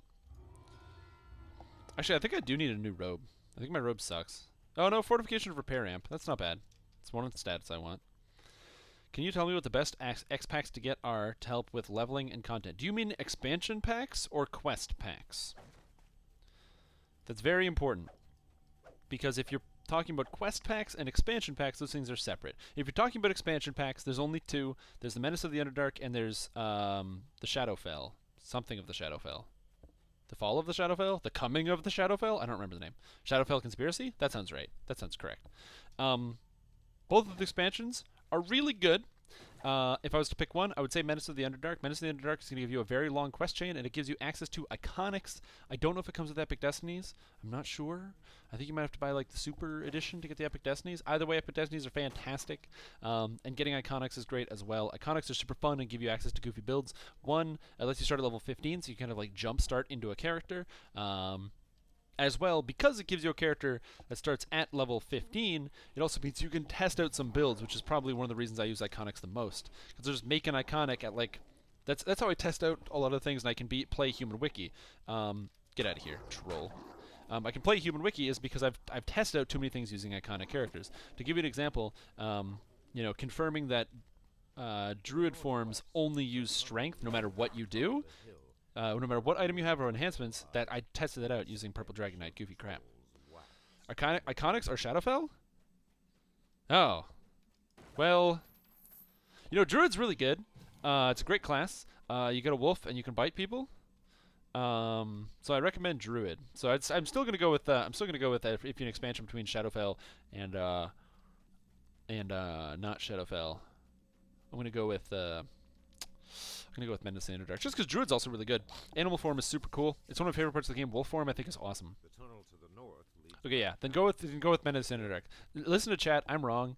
Go with Menace in the Underdark because it's got Druid. Hey, welcome. Did I talk to the guy again? Please tell me I talked. Yeah, I did. Okay, good. I can't share this quest. See, this is why it's great. But anyway. If you're going to be picking up, there's actually a list of like the best quest packs to pick up, and I kind of agree with it a lot. Some of the best quest packs for sure. You're looking at quests like, give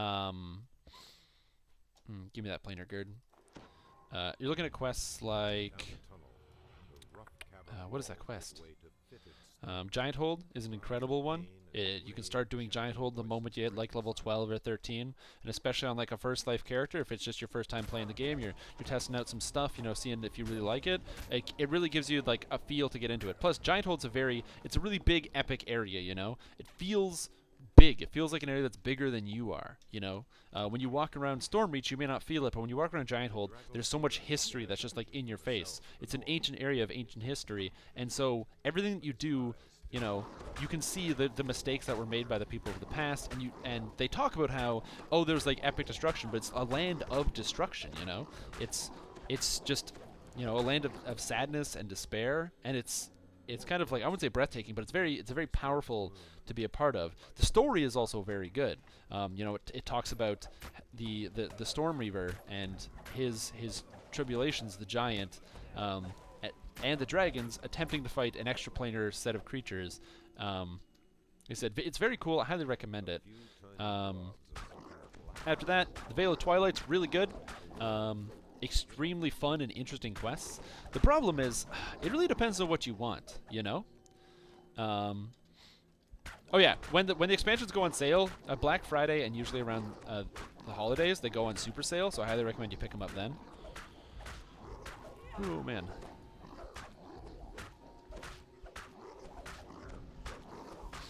Yeah, the expansion that you should buy hasn't really changed, ever.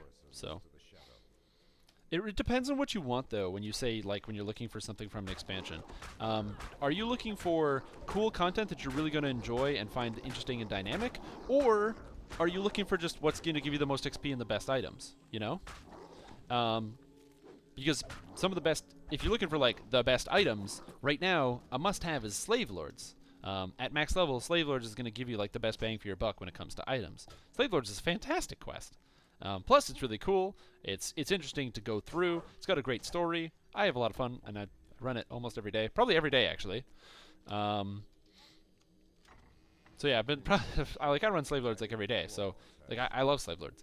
But if you're not looking at end game gear, you might not want Slave Lords. You might want to go for something else. If you want cool and interesting and iconic quests, especially quests that are just really interesting, a quest chain I recommend would be Harbingers of Madness out of the DDO store.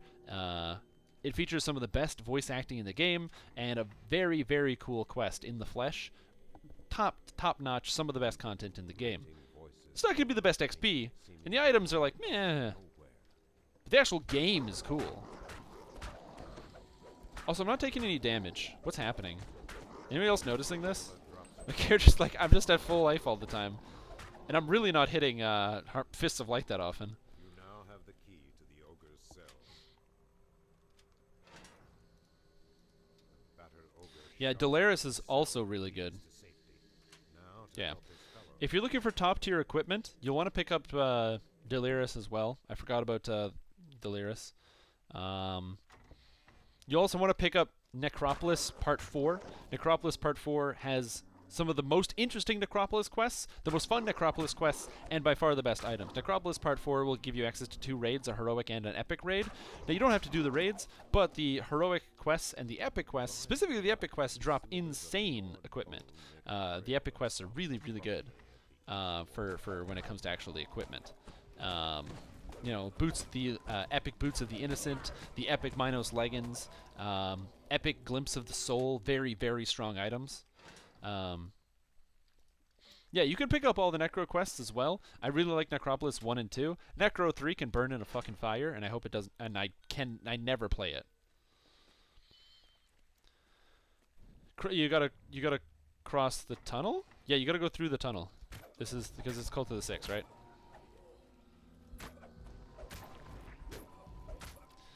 Oh yeah, I remember. Dual Death Nips is amazing. I remember the first time I saw it. I was doing because I didn't really do Necro that much, but oh my god. Dual Death Nips, man. Good item. Cool looking item too. So, Necro 4 would be another one that I recommend.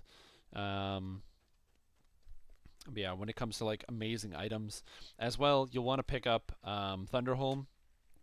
It's just 2 raids. And you have to know that it's just 2 raids. It's not quests, but it gives you access to Thunderforged equipment, which is some of the best equipment in the game. And the Veil, of course, is going to give you access to Green Steel, which is the effectively best weapons and some of the best trinkets.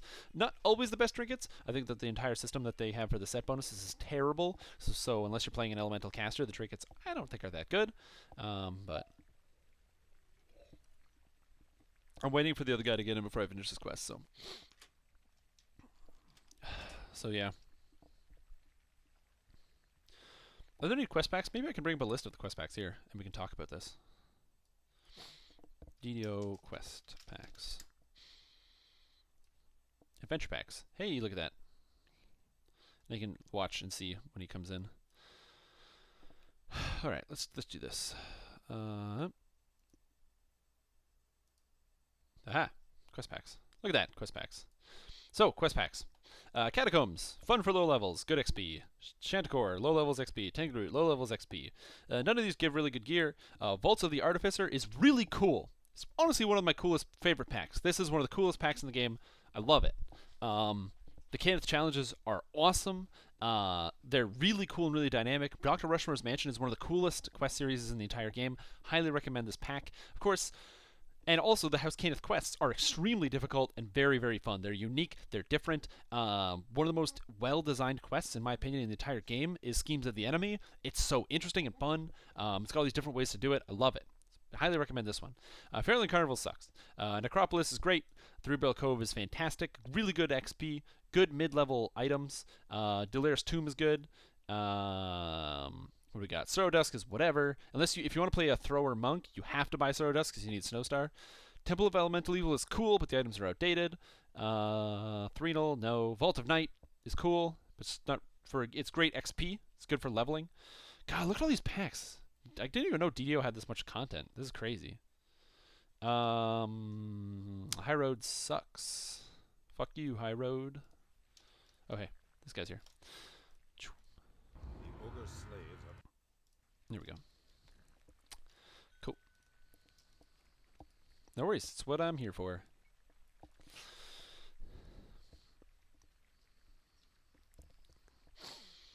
But yeah. Oh, hey, No Bob. How you doing? How are you doing today? It's a good thing you tuned in now and not when I did my, like, converted into an outpost of the 12 or people of the almost 15-minute rant about how the Legendary Breaker of Bodies is, like, a bad thing for the game and it shouldn't exist. Because you might have been mad about that. Oh, maybe that's something I shouldn't do on the DDO stream, but I'm going to do it anyway. You don't play anymore? Oh my god, dude! Slave Lord is so good! battered and scarred Sounds ogre good, man. chiefs It's good XP anyway, so among the get yourself a Snowstar. What other packs do we got here? I can't load them up at the same time. Mandrill Sims, what's up? How's it going, man? How you doing? So yeah, there's a lot of good packs out there. Chat's generally been pretty good about what's actually like out there.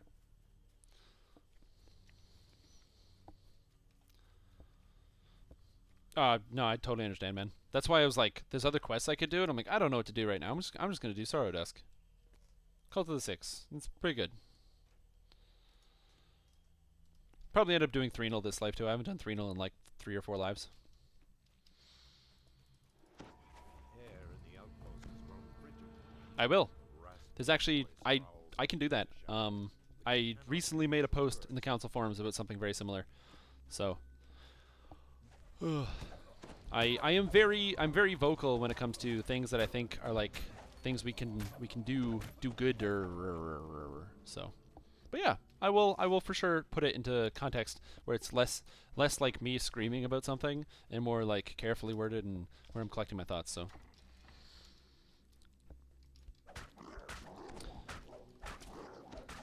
yeah, exactly. And it's also different, right? And this is actually something I would like to do to make sure everyone understands. If you care about the game and you're like, man, you know what? I love DDO. It's like the greatest game ever. Like, DDO is why I wake up in the morning. But you have issues with the game. Make sure you word your things in a constructive way. Just because, one, it's very easy to ignore somebody when they write something that looks and sounds terrible and sounds angry and they don't formulate their opinion very well. So always try to like be careful and think about what you say beforehand. And also, if you do have a problem with something, try to be constructive. You don't have to have the answer, right? You don't have the answer, but you have to pinpoint the problem. So for example, if I say, let me just use a big blanket example. Warlocks are too strong. They're too overpowered. They're just too overpowered. Writing this doesn't help. Because it helps a little bit because people get the feeling, you know, okay, there is a general consensus or a general feeling that warlocks are too strong. But when you're actually kind of thinking about the design aspects of it, where are we supposed to hit it? What level are you? Where are you saying that they're too strong? What quests are you doing? What type of character are you playing in contrast? Because when I'm playing my ranger at level 30, I have no issues with the warlocks. There is not a single warlock in the entirety of DDO that is going to get more kills than me in a Slave Lord's run, you know? Because they can't. They can't out-DPS me. Because they don't do as much damage. Warlocks are less powerful than rangers at level 30. So that's why context is important. Because when you're playing, like, heroics, oh my god, Warlock's going to stomp the game. They're going to run the game into the ground. They're going to bury everybody. You don't even get to play the game when you're playing a Warlock in heroics, right? Because I'm playing, like, my ranger at level 18, and there's a Warlock in my group. I'm not going to hit a single monster. I'm not going to do anything. Warlock's going to destroy everything. But if I just write a blanket statement, oh, well, then they're OP, well, then all of a sudden you nerf them, and now they're, you know, still not going to be doing as much as a ranger or a paladin or a sorcerer is going to do at level 30. So that's why I think it's important to, like, you have to contextualize your complaints or your issues. So if you do have a problem, always speak up about it, you know? Always say, hey, this is something that we should address. This is something that I think is important, you know, especially because if you it's kind of like the question theory, like when you're in school, like high school or whatever, or university, where if you don't know something, always ask the question because if you ask that question, you can pretty much guarantee that somebody else in your class also doesn't know the same thing, but they're too scared to ask the question. So talking about something that you think is like, you know, oh, I don't like this thing, bring it up, because somebody might have the same problem but might not know how to word it in the same way. So, to be honest, you never run Threnal. Got my Mantle of the World Shaper. What? Threnal's awesome. I love Threnal.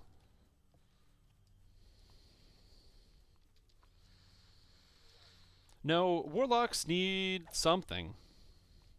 The problem is their Warlocks have this like super slippery slow problem where none of their abilities cost mana, so you can't use a resource pool to reduce their damage. So because their damage is free and it bypasses most damage reduction, you have to be very careful with how strong it gets. Because if it's a little bit too strong, it's overpowered, and it's a little bit not too strong, or it doesn't scale properly, you know, you again have that problem. It's basically that just Warlocks just don't scale as hard as some of the other classes, but if you make them scale a little bit harder, one, it's going to make Heroics even worse. So it's like, what do you do? I don't know. I'm not a game designer. I can tell you what the problem is, I just don't know how to fix it. It's like, so you ever play like League of Legends and stuff, and there would be like streamers that would play like the video game, and then people would ask them like, oh well, like, and they'd be like, oh, this champion is like broken and it has this problem, and then the people watching would be like, oh, okay, then how do you fix it? And the person streaming would be like, I don't know, I play the video game. This is what the problem is. I don't know how to fix it. Right? Because it's also metrics and data, right? I can say all day, oh my god, yeah, Warlocks are super stomps in Heroics. Warlocks are the most amazing thing in Heroics. It's going to make you have no fun. Because whenever I play a Warlock, you better believe nobody has any fun. I'm a pretty good Warlock. When I play, you don't even get to kill a single monster if you're in my group. You have no fun. And I make it my point to kill every monster before you can get to it. Because I'm kind of a jerk. So that's my anecdotal experience, is that Warlocks, clearly very, very strong, they're going to be destroying everything in their path. But what if there's metrics that show that that's not the case? Case in point, you wouldn't believe how many low-level First Life Warlocks are running around with weapons that like they're not using their Eldritch Blast, they're just slashing at stuff, or they don't have Spell Prawn because they don't think it actually works, because they think like they put on a sword that has like, you know, 2d6 fire damage, and they think that's gonna apply to their blast, but that's not how that works. Because, like, you know, there's nothing that tells you that doesn't work, and most other games work like that. And one of the biggest offenders is games like Diablo is one of the bigger ones, like Diablo 3. It doesn't matter what damage type your actual weapon does, all of that damage applies. So like if a weapon does like lightning damage or something, and then you attack with a spell, it just converts the damage, it just adds to the damage. So you wouldn't know that it doesn't come out through your spells, you know? Like how as a wizard in Diablo 3, you equip a sword and then you cast your spells and it does more damage, whereas in DDO that's not how that works. They have spell power and melee and they're all separate. And I can say this is true because I've played with players at like level 7 and 8, and just this week I was doing a group, I was doing a Thrashic Arena run, and I was playing with a guy, and it was a Warlock, and he was like, I don't understand why my damage is so low, I see Warlocks wrecking it. And I asked him to show me what items, and he had melee items, because he just didn't know how it worked, right? So there's like definitely, like, you know, not everybody is going to be on the same skill level, and so I think it's important to, like, you know, always consider that you have to. The only people that know are going to be the people that have the metrics that can tell you, okay, yeah, this one build is really good, or this character class is too good. I'm going to heal this guy. Nothing will be stronger than the dedicated 4-month build. Yeah, so I invented a build recently called the 4-month build. It takes 4 months. Well, 4 months almost of farming to do the 4-month build. It's a good build, man. It's a good build. I don't recommend it. Don't play the 4-month build.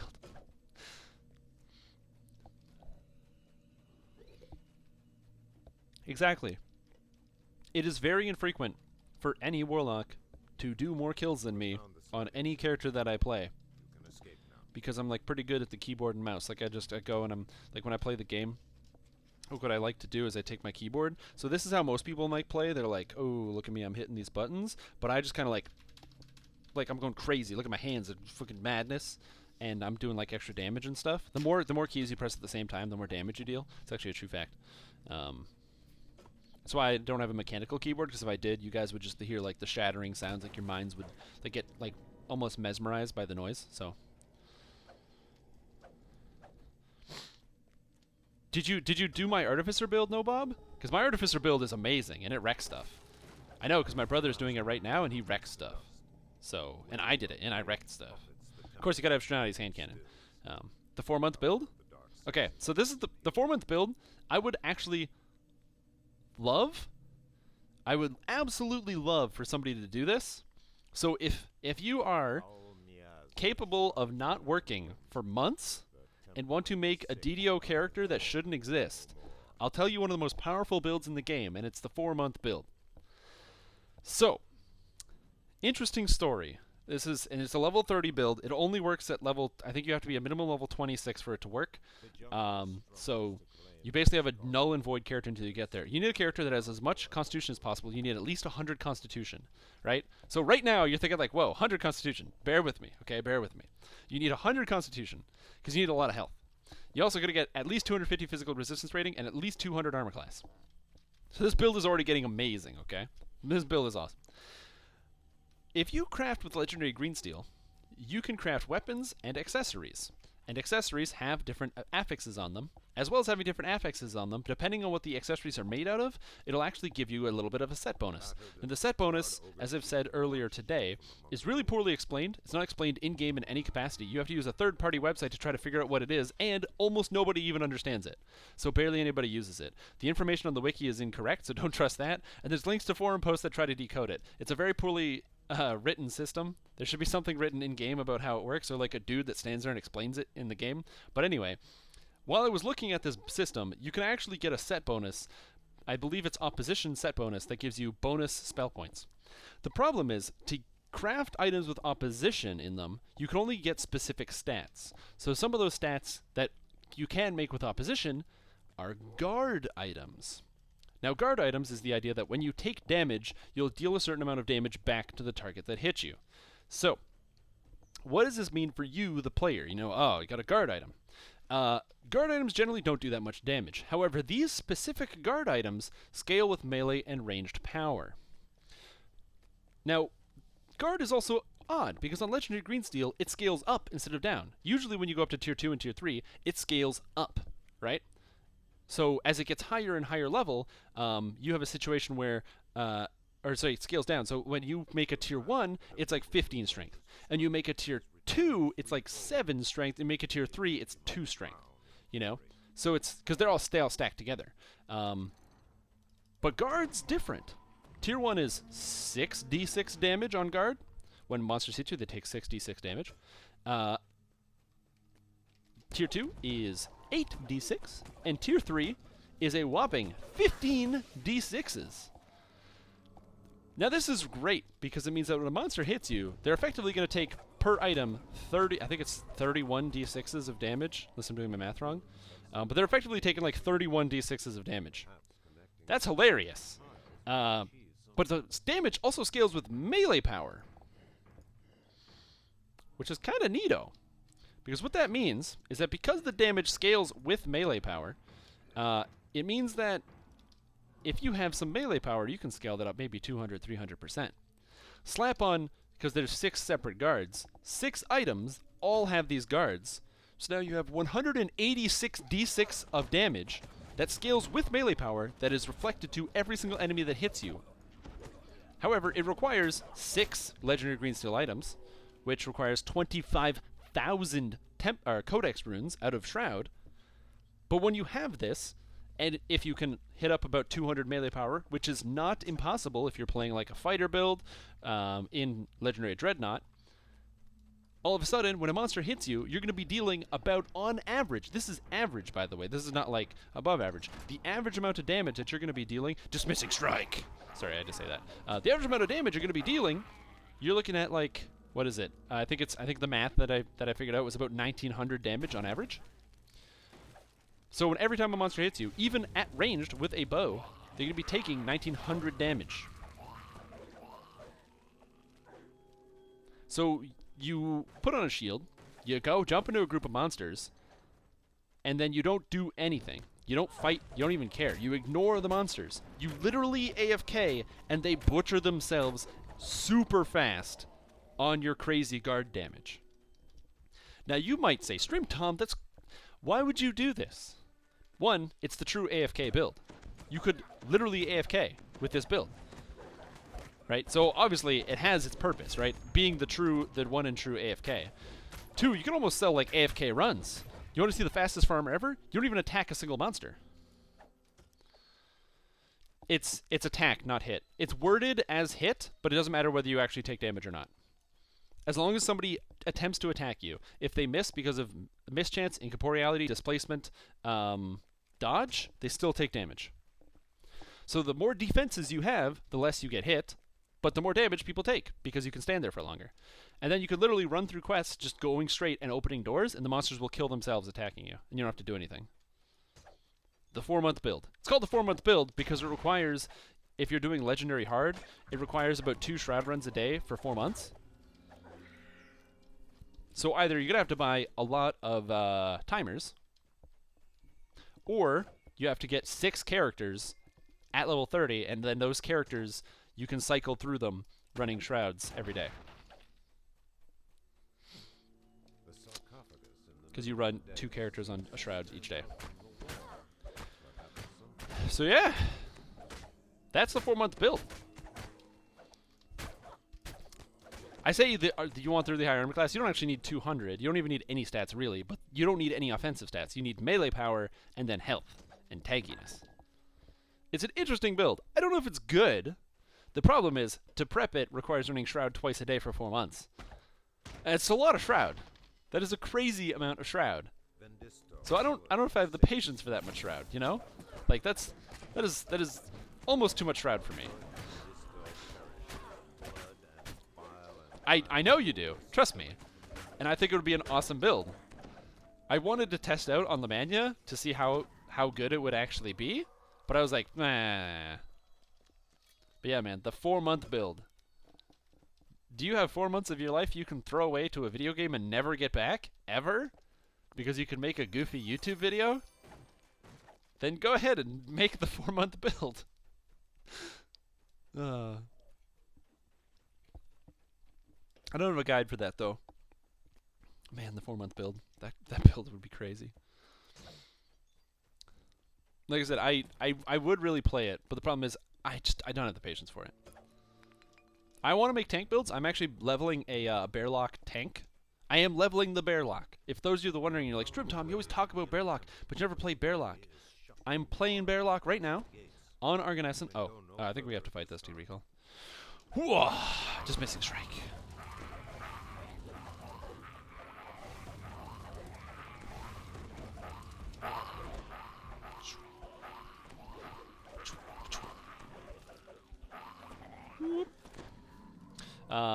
But I talk about Bearlock all the time. I am actually leveling a Bearlock on Arganesson. The total build is 10 Druid, 6 Warlock, 4 Fighter. The idea is to have at least 2,500 health. My Intimidate should be over 100. So, yeah, it is out in advance. It's just the methods were coming. We couldn't recall. You can't leave at that door, because it's like, that door says, go down into the dungeon. Yeah, imagine a whole raid group of 4-month builds. Because you can't call it anything else either. You can't call it like, oh, it's the guard build. No. It takes 4 months to develop this build. It is the 4-month build. Now again, this is the 4-month build with the commitment that you're already running Shroud twice a day for the next 4 months. Which is a lot of Shroud. And again, this is assuming you're talking average. Legendary Hard Shroud can drop between 100 and 300 Codex runes. So you could high roll it and get a lot of 300s. But the idea over 4 months that you're going to high roll it a lot is not there. You're probably not going to hit those high rolls. So you're going to get the low rolls.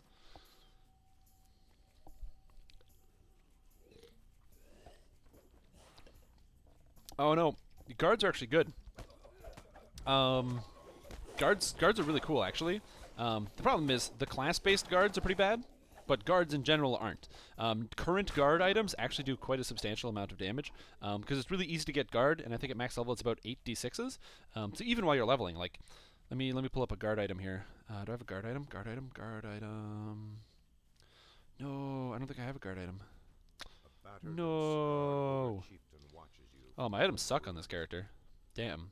If you want to play a character which requires no effort, you don't even have to look at the screen or pay attention. You can talk about a 4-month build instead of actually looking at anything.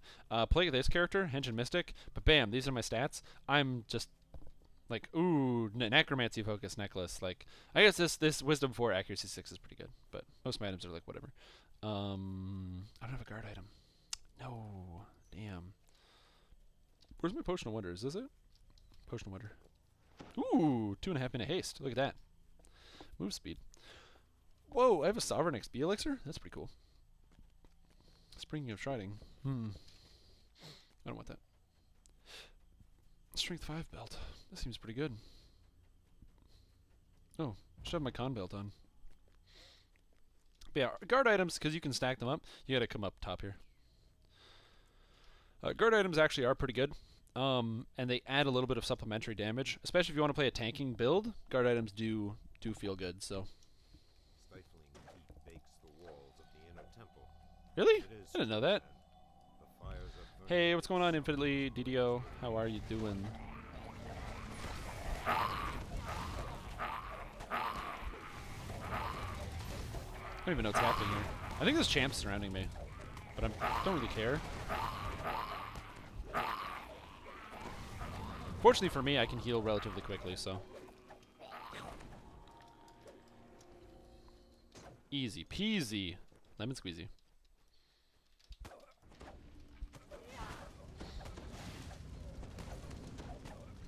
Now, one of the nice things about Henshin Mystic that they changed, this is probably one of the best and most feel-good changes I've ever seen in this game. Like, it's really just straight-up quality of life. They basically changed Henshin Mystic to be infinitely better than it was before. They added a little enhancement here, right here, Sounding Staff. So what this does is it makes it so that you generate 2 ki whenever you hit a target with your staff, as well as generating 2 ki when you hit a target. It also gives you Quick Draw. Now, one thing I will tell you guys, ever since testing out Quick Draw on this character, oh my god, Quick Draw is amazing. If you haven't tried it, you know how when you activate an action boost and you have that little bit of a delay before anything actually happens? Dude, ow! Ow! That hurt. I highly recommend you try Quick Draw. Quick Draw actually removes the delay in between using an action boost and continuing your fighting. So if you hate that little delay, oh my god, try out Quick Draw. It's so good. It also makes scroll healing insanely fast, because you can swap to a scroll, heal yourself, and swap back before you even say hello. So man, I'm telling you, it's good. How am I doing? I'm animated today. I'm like super energetic. I think it's because I'm drinking an energy drink. Yeah. I don't usually have this kind of energy. Also, chat today has been super good. You guys are doing a good job today, keeping me on topic. Ow! What the hell? Traps. Yep.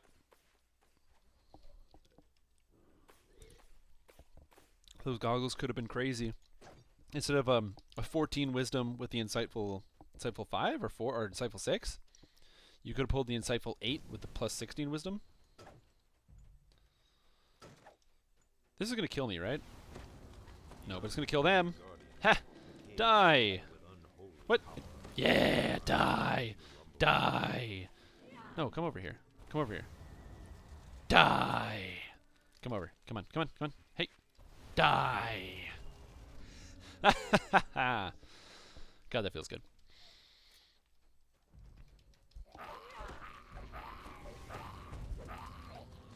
Anyway, there's a champion right here. Dismissing Strike. I love Dismissing Strike. It's such a cool ability. Maybe some of the mania can hook you up. Yeah, try the 4-month build. I just want to make sure it works. I'm worried that it says it scales with melee power. I'm really worried that it doesn't, and then the build doesn't work at all. Because doing 1/3 of that damage, I mean, 600 is still a lot on average. But man, it would be so much better if it deals 1,000. Or sorry, almost 2,000 on average. Because that just sounds hilarious.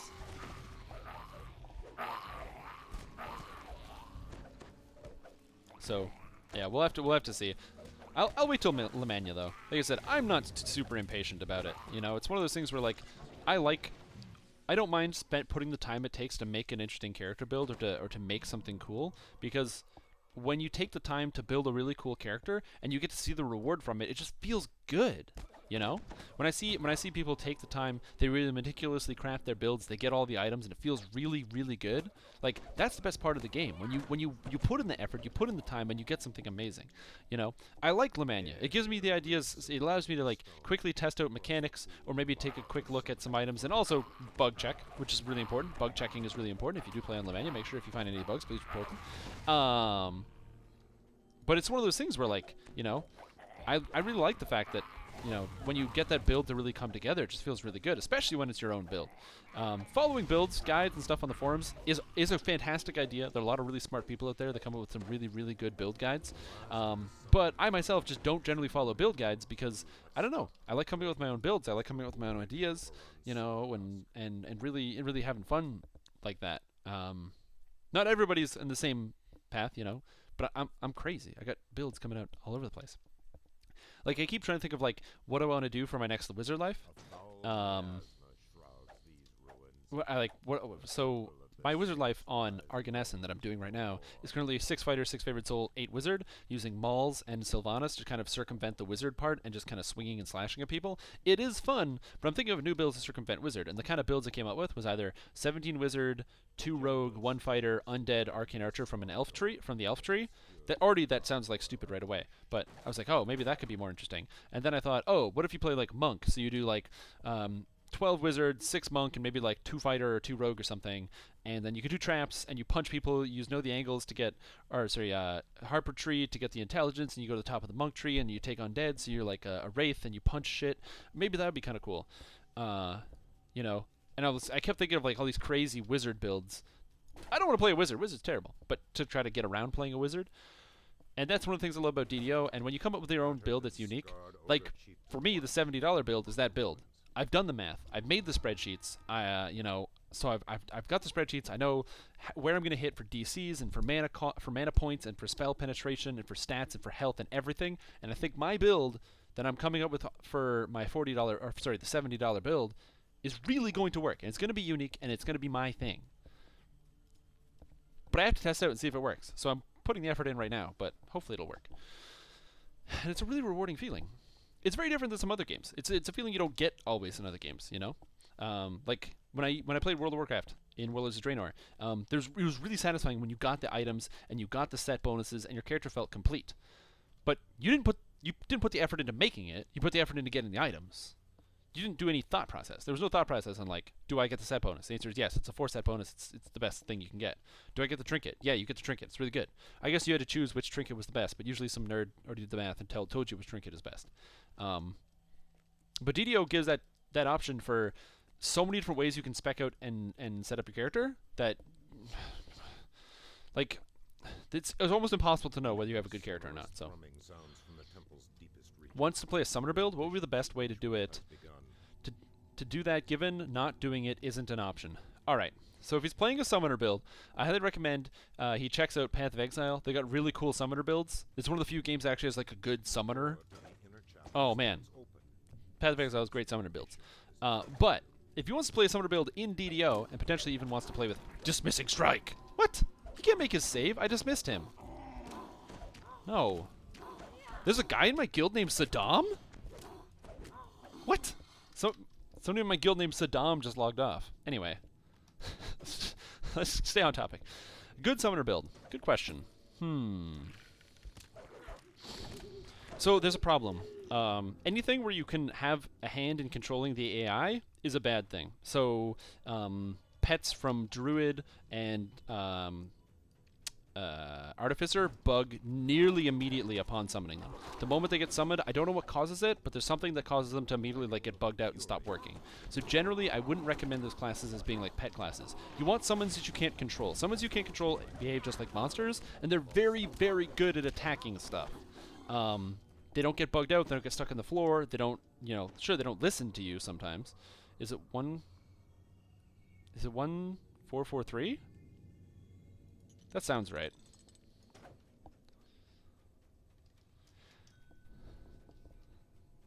So like, I think anything that summons but isn't explicitly like, what?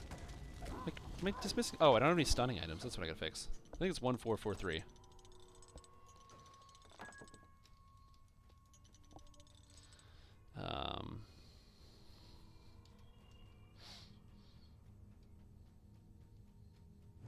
But yeah, I think 15 Druid, 5 Warlock is essentially what you're going to go for if you're going for an army build. Army build being what you summon a lot of stuff. The Warlock empowers your summons by a significant amount. Druids get a bunch of different summon nature's allies. Magister allows you to summon stuff. 1, 2, 3. I I think that's right.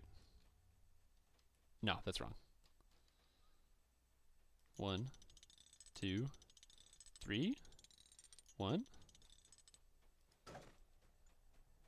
Hold on, I got this. I'm doing this right. 1, 2. All right, hold on, I gotta Google this. All right, Cult of the Six, Sanctum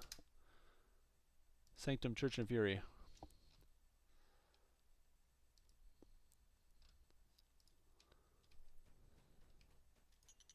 It's 5. What? Oh, 5333. Ugh. I went one too many. I went one too many. My bad. Ah. This is why I shouldn't talk while I'm doing stuff. My brain doesn't do it. What's 1443? Is that Tangleroot? I think that's Tangleroot. When you go right. That's Tangleroot Gorge. Yeah, okay. That's 1443.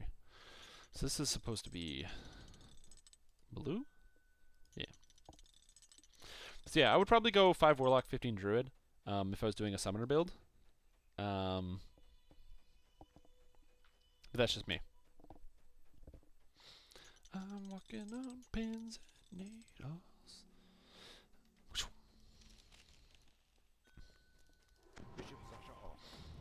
Yeah, summoner builds are hard though. Honestly, I'm not entirely sure, because I've never played the summoner build. I know that the Ooze build, the current Ooze army build thing, is what what some of the kids are playing, and that build absolutely is the Druid Warlock build because you get the benefits. You can buff both with Druids. Animal forms are capable of buffing up your summons, and Druids, of course, or not Druids. Warlocks buff up their summons from the Enlightened Spirit Tree. Huge amounts of buffs for your summons from the Enlightened Spirit Tree. Something like what 25 melee power, and you can give them displacement. Like, yeah, this is the last one. So there's definitely a lot of ways to do that. A foul miasma shrouds these ruins. The temple of the Six lies dormant. Man, those guys have spent 72 minutes in Slave Lords? What? 72 minutes in Slave Lords? I don't think part 1 takes that long. Whoa. No, I think I'm gonna join that Vaughn 3 and 4 elite group. No, it looks like they're already done. Yeah, let's go. Ooze build. You don't know about the Ooze build? Bro, Ooze build. Okay, so Ooze build. I'm gonna detail it out for you. I don't entirely understand how it works, but Druid Past Life is important. The more Druid Past Lives you have, the better your character is. So you need Druid Past Life. This is number 1. Druid Past Life gives you +2 to the enhancements, to the ability scores of all of your summons. So if you have 3 Druid Past Lives, that's +6 to the ability scores of all your summons. Mostly strength. Strength is what gives them damage. So, Snowstar. I'm gonna, 1 second. Bam! Interesting item design. This is one of the best items in the game. So I'm gonna explain this. So you guys, I'm deviating from Ooze build. For those of you that come look to me for knowledge, this is what you're going to get. So here you go. Snowstar. This is the best shuriken in the game. If you think that you're going to use a Legendary Green Steel Shuriken, if you think that you're going to use a Thunderforge Shuriken, if you think that you're going to use any other shuriken, you've made a mistake. This Snowstar right here is the best shuriken in the entire game because it has 2 amazing qualities. Quality number 1, 16 to 20 times 2 critical hit. Madness. Pure madness. Shurikens are 20. This is a 16 to 20. This gets bumped up to a 15 to 20. This gets bumped down to a 14 to 20. Right? So even though your crits aren't the most amazing thing, like, the fact that you have like almost a 40% chance to crit with this thing is crazy. It's pure madness. So it's going to be better than anything else you could use. Plus, its base damage is a D4. Shurikens are only a D2. So because this weapon's a D4, any weapon bonuses you get, like deadly weapons, ship buffs, anything like that, that's going to apply harder to Snowstar and basically allow it to catch up to the current items. If you use an item like the I think it's Dawnbreaker is the new one from Devil's Details, that item is trash compared to this. The Dawnbreaker level 28 Shuriken is garbage compared to the Snowstar. Snowstar is the best one. If you want a Shuriken, get Snowstar. So I'm going to just take it right now. And then, so now I've got Snowstar. See? Snowstar. It's right there. Best Shuriken ever. In fact, I'm a monk, so I'm going to have the Snowstar. Genius. Fucking Dawnbringer. But yeah. Ooze build. So, one of the legendary Greensteel tier 3s on weapons lets you, whenever you kill a monster, or not kill a monster, whenever you hit an enemy, you have a percent chance to summon a ooze. Just an ooze. Scales with your level. Scales with the extra damage deal. Really good weapon. No, oh my god! You're counting it! No! No! You even put it in chat. Oh. I feel so dirty. I feel like I don't deserve to have you guys like watching my stream. Oh. What am I doing with my life? What's the point of even being alive?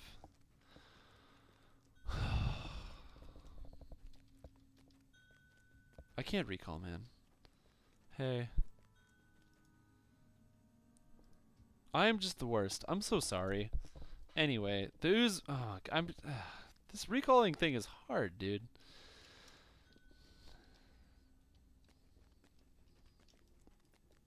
Whoa, whoa, whoa. Second not in the quest? I didn't do the fast recall. I didn't do the fast recall, man. When you recall as a monk, you can recall fast. And I didn't recall fast. I recalled slow. I did the regular recall. I did the loser recall. God damn it. I swear I'm good at this game, okay? I swear I'm good at this game. Look, anyway.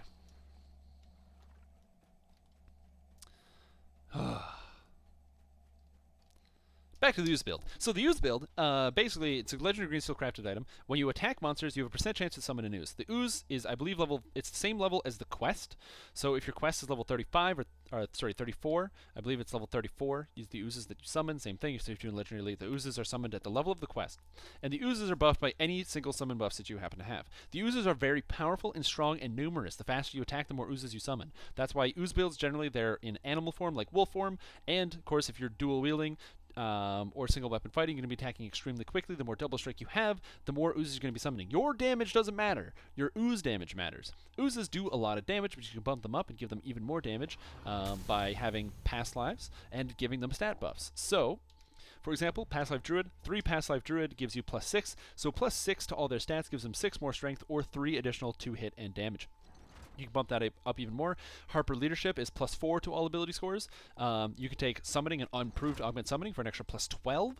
So suddenly with Druid and that, it's 22 to all of their ability scores, which is a lot of extra strength. It's 11 extra points of damage.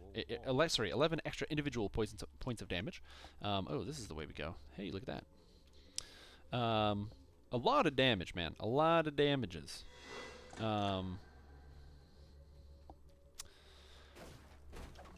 But, yeah, so then you summon the oozes like that, and as well, you get any minion buffing abilities that you can possibly get. Pick up... Hey, is that an enemy? Oh, hey, what? Where'd these come from? Huh? How did these all get behind me? I don't even understand right now. Whatever. I'm just gonna hit all these guys and do a bunch of damage.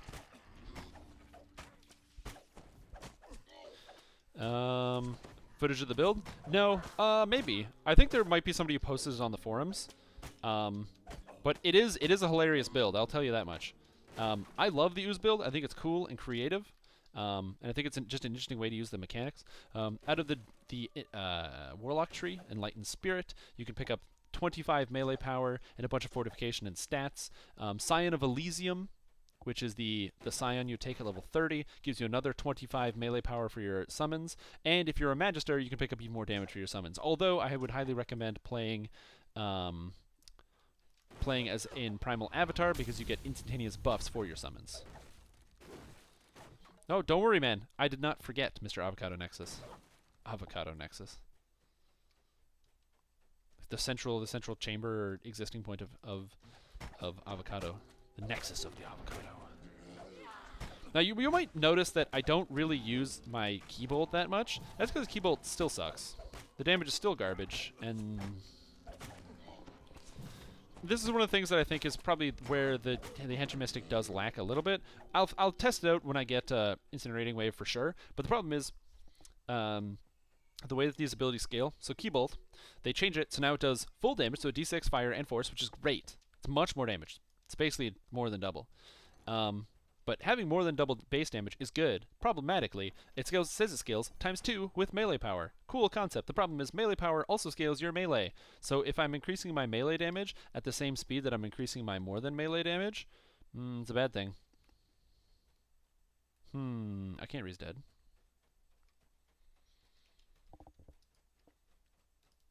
Did I put points in UMD? You bet I did. Still can't raise dead.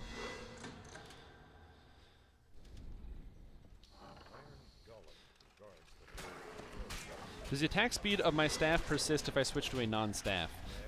Sort of. The answer is yes, but the answer is also no. So the answer is definitely yes, because it's not attack speed. My staff. Yeah. How am I hitting this guy? Is this adamantine? No. Apparently I just do enough damage. But yes and no. Aren't these guys adamantine? My staff is not adamantine. How is I hitting those guys so hard? Damn. But yeah, it's morale bonus to double strike. And the morale bonus to double strike does persist. So, because this is actually a cool feature... Or do we have... We're still waiting for people to arrive, eh?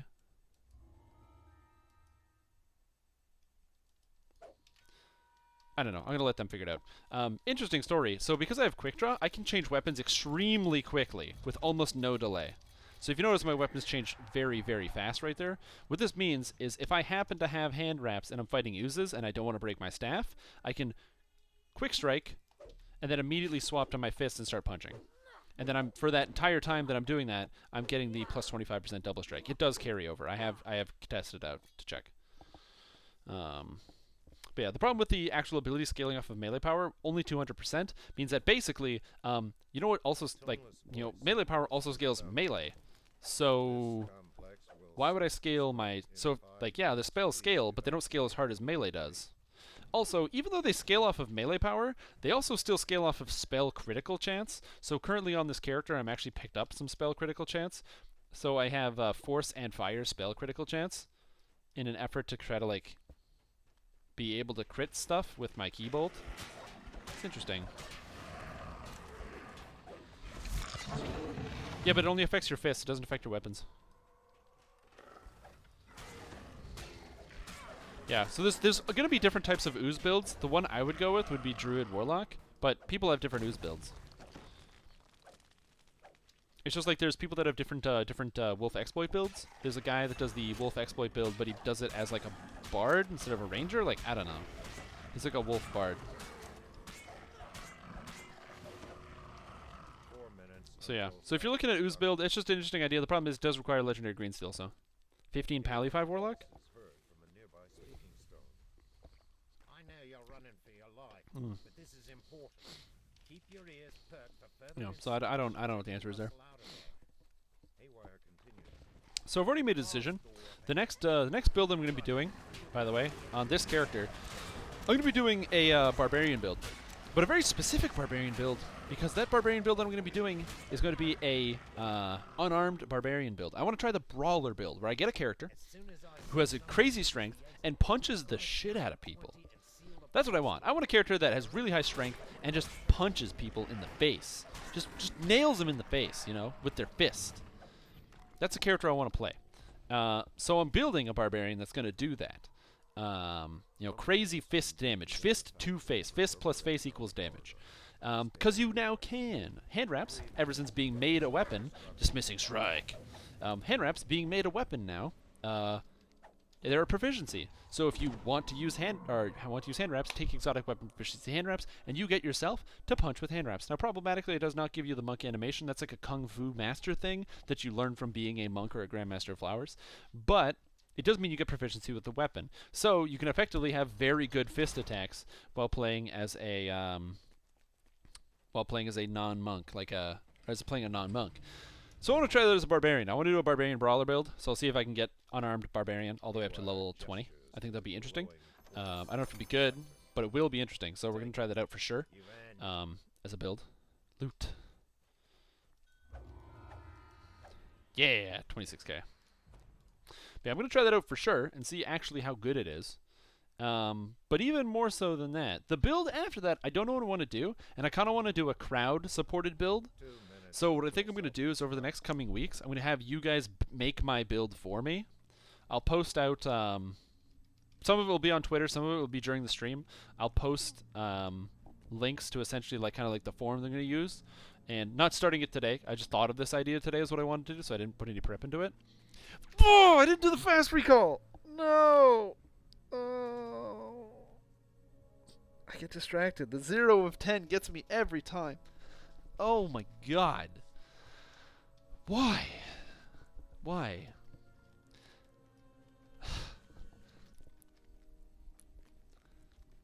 Whatever. Anyway, I want to do a crowdsourced build where I have you guys decide what type of character I'm going to play, and then I'll do my best to play it. What is happening? Why is this so hard? My god. Look at this. Insightful jump, feather falling, speed 6. That sounds like a pretty good item. Bam, feather falling. I look like a master. Oh my god. Do I have any other level 8 quests to do, or can I just level up to level 11? It's just, yeah, slave lords. I have shadow tombs, which I don't want to do. Slave lords and Threnal, and I think I'm just gonna do Threnal. God damn, I suck.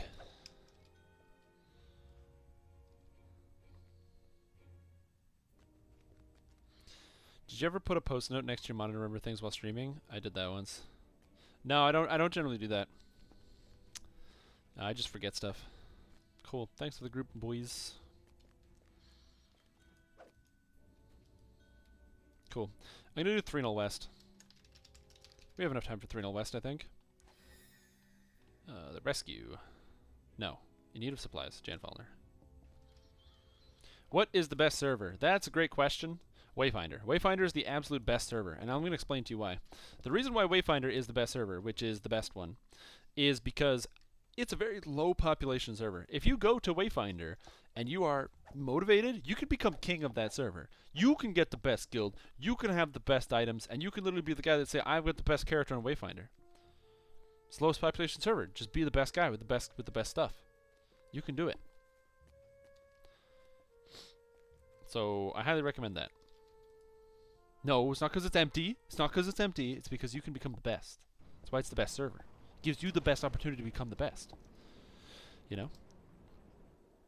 But in reality, yeah, it's if you know people that play on a server, play on that server. I played on Galanda because people I knew in real life played on Galanda. Then some of those people stopped playing, so then I made some new friends on Arganessen, and I started playing on Arganessen. The best server is always going to be the server that you enjoy playing on the most, because the people that you enjoy playing with play on that server. Yep.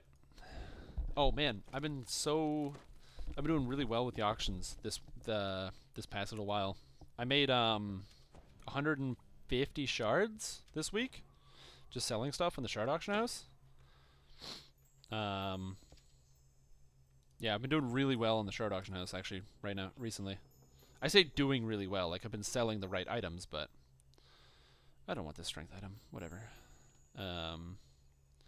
There's a lot of great ways you can make a lot of money on the shard auction house if you know what you're trying to sell.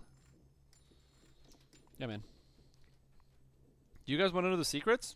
I can tell you some secrets as to what you can sell, but you gotta promise that you use this for profit. Personal profit only. Don't share these secrets with anybody. Don't try to make everything better. Use them for your own personal gain. For those of you that haven't a chance to use the shard auction house, I'm going to kind of do a quick breakdown while we go into do Threnal of the difference. Oh, because you're an employee. But that's fine. You can just spawn whatever you want in the game. I mean, you probably can't do that, but just say you can. It's fine. Just be cool. Just be like, yeah, I got all the items. I can spawn them. So here's the things: open the auction house or open the shard exchange. So if you go and open the auction house, there's stuff on here for gold. But say you're like, man, you know what I want? I want dragon scales. So I want dragon scales. Scale. Well, guess what? There's a limit on what's actually going to be on the platinum auction house because no one really cares. Because why would you get platinum? There's currently no platinum sink in the game. Until Turbine adds a platinum sink to the game and makes platinum useful, there's nothing. You can't spend a gold. There's no. You hit you hit cap, and then you can't spend your money anymore. So there's nothing to spend money on. There's nothing expensive enough to warrant it. So people hit cap, and then they go, "What do I do now?" Shard exchange though. What happens if I type dragon scale on the shard exchange? Whoa, 100 scales. All the different types of scales. Shards have almost no cap, which is interesting. And also, they can be used for much more than just gold. Shards can be used to reroll chests. Shards can be used to repair your armor, to resurrect yourself in quests, to travel around, fast travel, so you don't have to discover places before you go to them. So, for example, in the Stormhorns, if you really hate walking around, spend those 3 shards and just teleport up the mountain. Way easier. But to get shards, you got to sell stuff on the shard auction house. The shards are, because they're a valuable piece of currency, to make shards, you gotta have shards. To post, it's gonna cost you at least 1 shard. Say I want to post this sturdy ring of false life. Boom, it's gonna cost me 1 shard to post it on there. This might not actually be the best item to post, because who's gonna buy this? Sturdy false life 21? Maybe not the best idea. So if you want to, yeah, that's true. If you want to sell some stuff in the auction house, the shard auction house, you gotta pick an item that's pretty good. Tome of Exercise? This is going to sell. Selling a tome? That's gonna make you some stuff. Same thing with this Tome of Skill. This is going to make you some stuff on the Shard Auction House. But there's some things that sell really, really well in the Shard Auction House. Some of those things are Caneth Crafting Essences. Sell very, very well and very easily. If you want to take the tedium that it is, instead of selling your items out of the game, to break them down to Caneth Essences and sell them, you'll be making a lot of shards. Number 2, Collectables. Look at these items. Sell some of these small planar crystals. Sell... Harbor ones don't really sell that well. But you gotta pick items that sell because, some people will buy some of those items. So for example, do I have anything in here that's good? What's good in here? Pure water. Hairy trumpet mushrooms, these here, you sell all 5 of these hairy trumpet mushrooms. This is used for Insightful Constitution. Do you want to make Insightful Constitution shard from Caneth Crafting? You bet, but you gotta get 5 hairy trumpet mushrooms. People will buy this. People make Insightful Constitution all the time. So selling collectibles is also good. Head up, if you want to make sure you're selling the right collectibles as well, hit up the wiki and look at the recipes for abilities and insightful abilities. All those collectibles are going to sell, I guarantee you. Build a level 9 character in 10 minutes after the stream has started. Yeah. So there's lots of good items you can sell out there. But right now, the best is anything Caneth Crafting related. Collectibles and essences, selling like hotcakes. Yeah, the mushrooms from Temple of Elemental Evil. I did a little bit of farming with my brother, and then all of a sudden, ba-bam, I don't sell all of my own. I sell when I get some extras. The stuff I needed to craft, I didn't actually have for different reasons. It's because I didn't do a lot of low leveling. Also, I'm a scumbag, and I like to take stuff from other people. But anyway, yeah. So, yeah, sell Caneth essences, sell collectibles. Those are really good. And anything that you don't need that you think somebody else might want. And I don't mean like items. Items can be really hit or miss. You want to sell stuff that works as your. Hey, welcome. You want to sell stuff that works as like the flavor of the month. So for example, if you find an item that's Radiance of Radiance lore, you can sell that on the Shard Auction House. Why? Because Warlocks. Warlocks want Radiance. And there's a lot of goddamn Warlocks. So sell that. But if you find an item that's like Healing of Healing lore, that might not actually sell that well because a lot of people don't play healers as full time. And they don't really think about it. So it's important to make sure you pay attention to also what flavor of the month builds are going on, what money you can make off of that. It says it is to say that it is actually a layered. Come back here.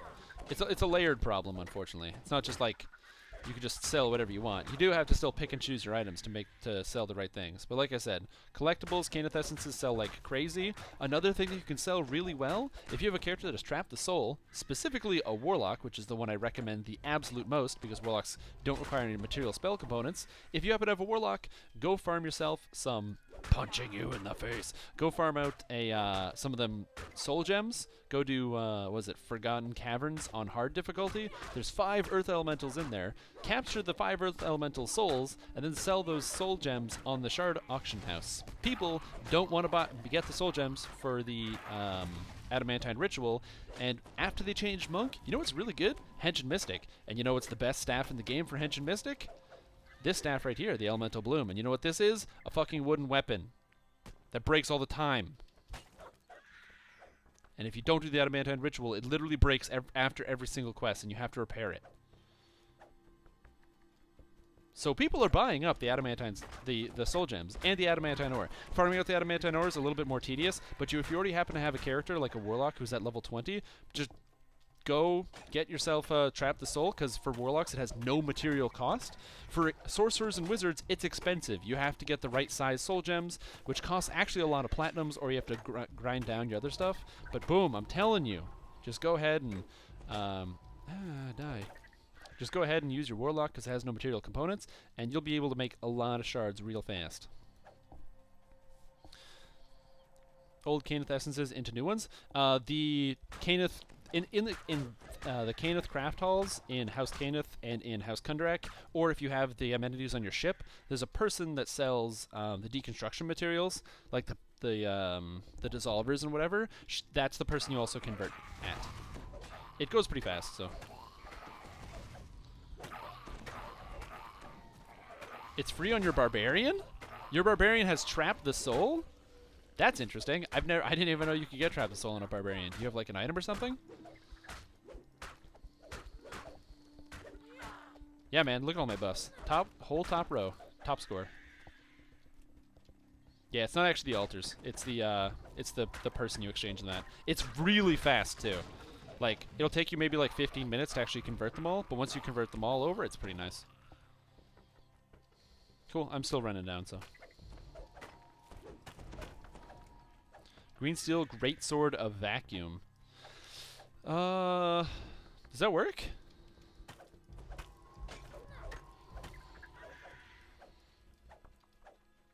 When warlocks aren't that good in epics compared to heroic. Because dominating heroics and epics is really hard. Yeah, right away you notice the damage is lower, eh? Hey, welcome. We're just working on part 1 right now.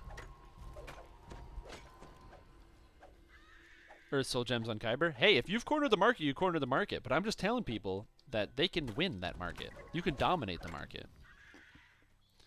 Yeah, so I'll wait for you to get it. I'm just standing next to the guy, so. A few of the Kundar crew are milling about the area. Yeah, man, because you came into my, yeah, Infinitely, you came into my group. Because you're all as well. You came into my group when I was doing the Caneth challenge, or the Evening Star challenge at level 30. Man, we got stomped in that quest. But, yeah, all of a sudden you notice it's like, oh, I'm so good, and then you can't kill anything anymore. So,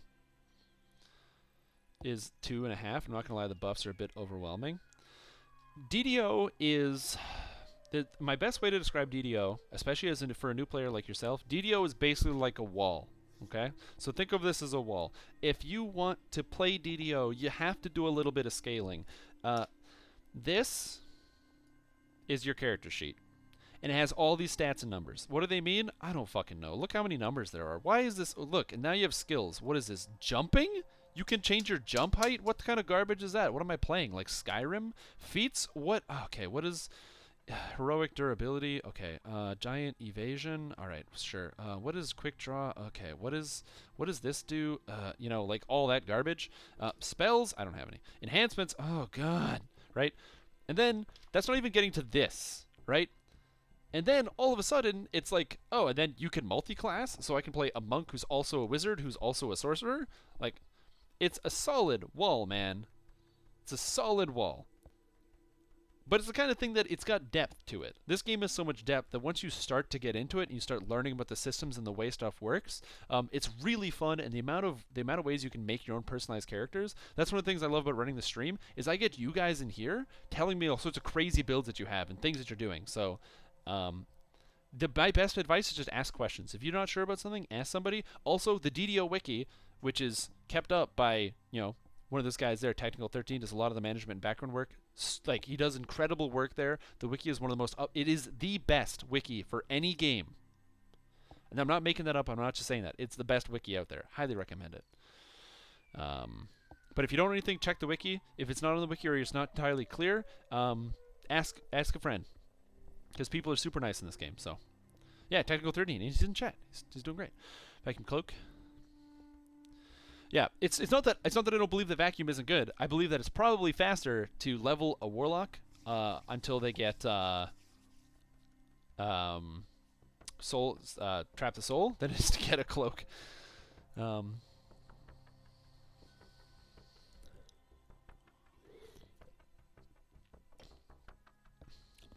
Threnal West. So if you're in the camp, go to the west side. It's in need of supplies.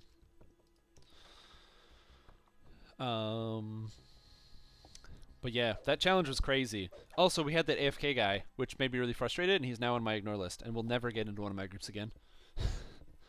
If you don't know what to do and you're not sure, just say something. Say, man, it's my first time, something like that. But the guy was like willfully AFKing, and we asked him to do stuff. He was like, "Oh, why?" And I was like, "What do you mean why? Like, fight the monsters!" Like, ah.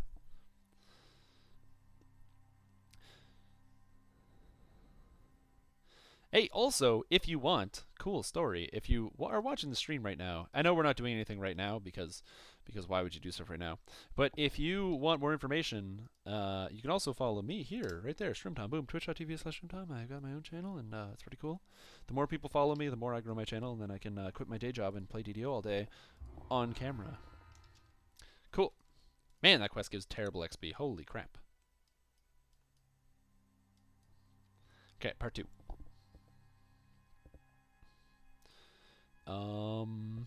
But yeah, man, just always, like I said, always ask questions and see how you can learn. Especially if you're a first-time player and you want to test out the game, I recommend. Ooh, I just got a follow. That makes me feel magical. If you want to test out the game and you're looking for a build to kind of like where you don't really need to know how to play, a build I recommend for you is this build right here. It's a free-to-play first-time build. It requires no special items. It doesn't require a specific race. It requires only one stat, dexterity. So it doesn't matter what your base character starts as. So say you just really like the Warforged, but you're worried that maybe the Warforged will have some kind of like negative aspect. Say you really want to play a dwarf or whatever, and you don't really care about the stats that much. This build, it's like I said, it's designed specifically. You can just play it. You can pick up whatever items, and it'll get you all the way up to max level. You can take it all the way to 30, and it won't even be challenging. It's fun. It's easy to play. One of the current developers of the game, Nobob, is having fun with that. So. Hey man, I'm just linking that build because it seems pretty good. It's pretty popular. It's got over 1 million subs. So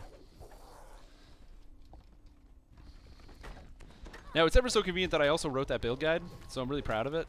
And I read it every night before I go to sleep because of how proud I am of that build guide. But you're confused that I was late. I know, because I streamed this entire week. For those of you that unfortunately missed it, I did stream this entire week on my own personal channel because it was stream week. I was on vacation for the past week, and it was a lot of fun. And I played a lot of DDO and didn't really do much else. It was really great. Actually, that's not true. I played DDO and I played a lot of Destiny because Destiny's really good. So yeah. But I've just been playing a lot, so if you have been like trying to figure out which stream I'm on, that can be troubling. Now I'm back to work 60 hours a week, so I may not be streaming that often on my personal stream for a little bit. Ideally, if I can get myself bumped down to 44 hours a week, I should be able to stream twice a week. So, is it? Oh no, my math can't be off. I made a spreadsheet. 18, 16, 12. 18 is 16. 16 is 10. Oh, I'm 2 points off. You're right. Uh-oh. Okay, I have to fix that. I'll edit that later. Good catch. Because I made a 34. And that's 36. Ooh. Oh, my math is off. All of that math is off. You know what's interesting? No one's actually commented on the math being off. You're the first person. I wonder how many people tried to like make the build and they're like, oh my god, I can't get 18, 16, 12, 12. Clarificer? That sounds like an awesome build. Cleric Artificer? I mean, you definitely have to split your stats between Wisdom, Charisma, and Intelligence, but that does sound pretty interesting. And if you're not using Intelligence to damage, then so help you God, you have a lot of stats to split up.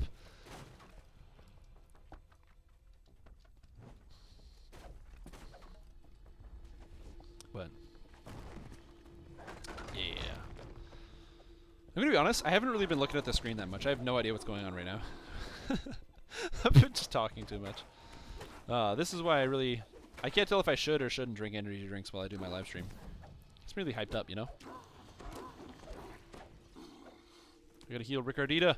I'm coming. Ugh. Yeah.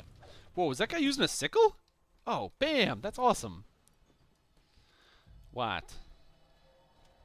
What's going on? Bov Skodriddle. Why are you upset? I don't know, I'm doing a Russian accent. I should just stop. Sorry, can I use words here? Yeah? I don't understand. No, this isn't for kids. It's 9 o'clock. Like, don't say racist stuff, but yeah, you can say words. No, no, no, no, no, no, no, no, no, no. Stop it, stop it, stop it. Oh, crap. I have to be very careful because it attacks backwards. Oh my god. Okay, I gotta taunt this stuff really quick. This is super bad. Yeah, because he got followed in the room.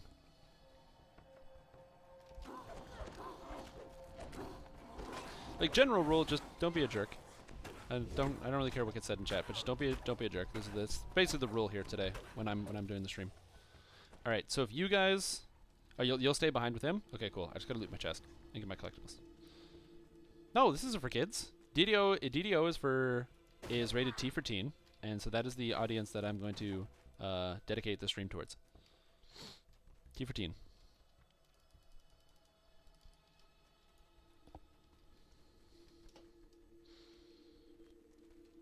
I also say the F word every once in a while, so I try to censor myself, but when I get animated and I'm playing video games, it is too hard. Dismissal.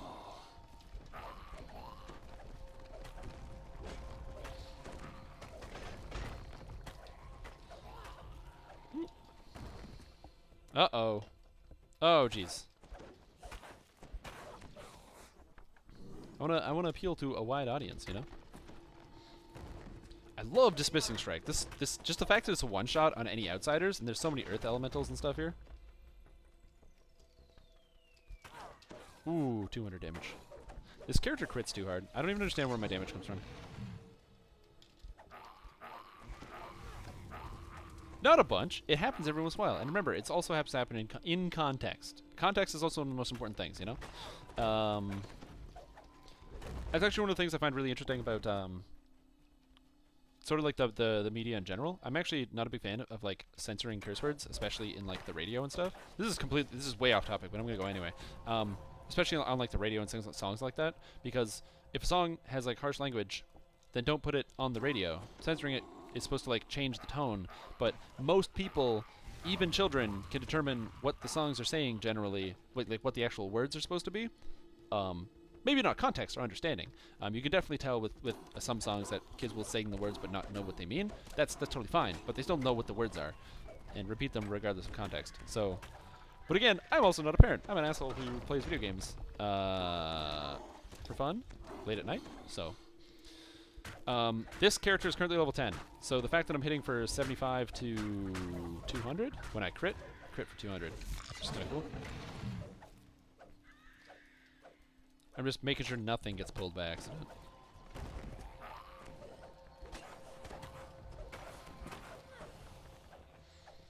But yeah, so I just think it's important to have realistic expectations of yourself and other people.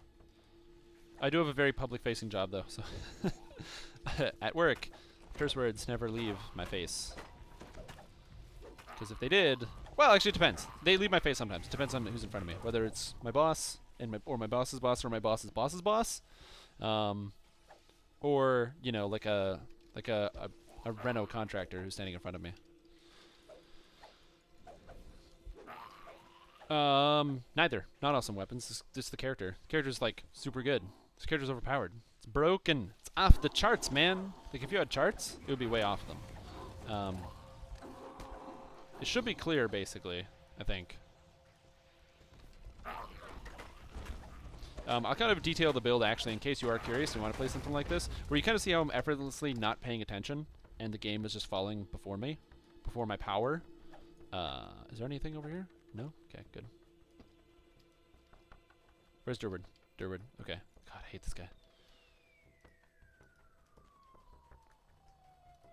Come on, Durward. Come on, you could do it. Durward. Durward. Terrible name. Terrible name. Give me that 14k, baby. But yeah, so I'll detail this build because the next one I don't have to pay any attention. Here we go. Time to pay no attention and talk about the build.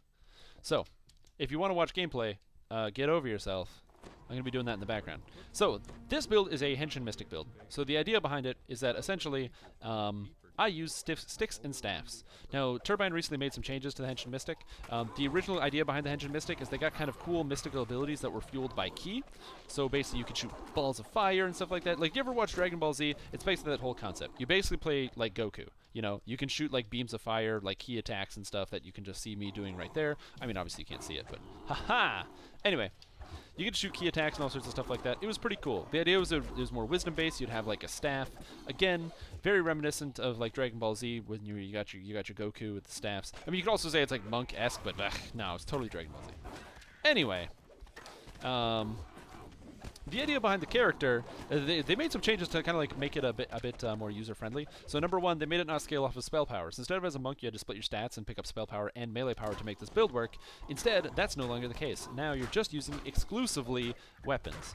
So the weapon damage is a little bit higher. As well, from all the core abilities, you get melee power, which improves your melee damage.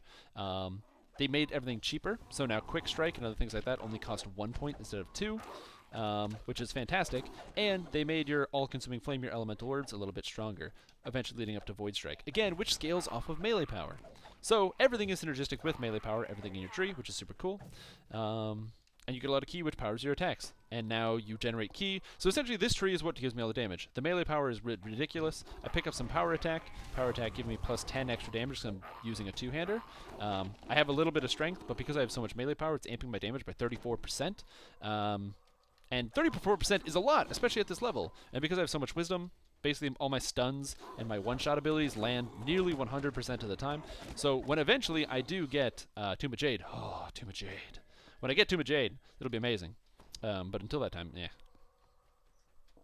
And then the second part that makes this build amazing, I can't believe I'm just playing for that long without looking at the screen, but again, that shows how like effortless and amazing the build is.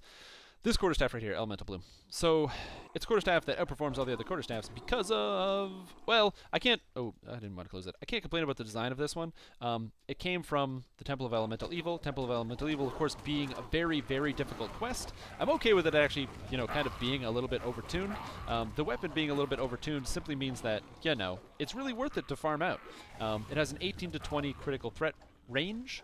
Staffs are only at 20, and it has a ×3. Staffs are only at ×2. It's also paralyzing. So as a result, I can paralyze monsters just by hitting them.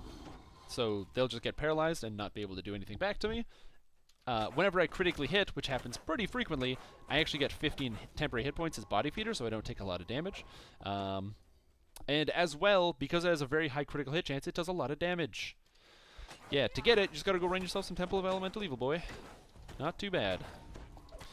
In heroic levels, it will eventually get outclassed.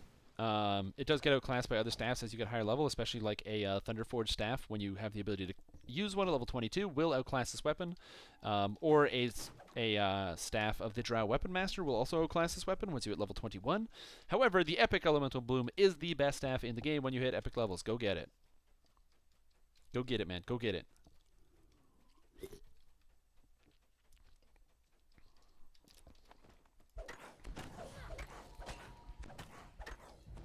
If you'd like to get this staff, just go farm out Temple of Elemental Evil for 1 billion hours like I did. They are. For me, though, damage is mostly the most important thing. Because I can crit for like 200 damage with this crazy, crazy stick staff doodle-doodle weapon. It's pretty good, man. Ding dang dang dang old staff, man. Dang old hitting monster doing dang old 30,000 damage.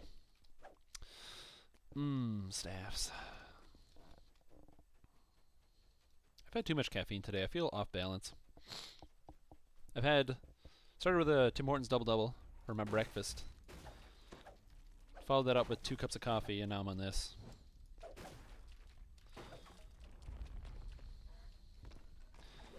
Yeah, so if you want to farm out Temple of Elemental Evil, and you are a little bit... If you're on level, don't. You can't do it. Even with a Warlock, you cannot farm out that quest at level 9. So if you want to farm out Temple of Elemental Evil, make a Warlock, get it up to level 20, and then just go farm it.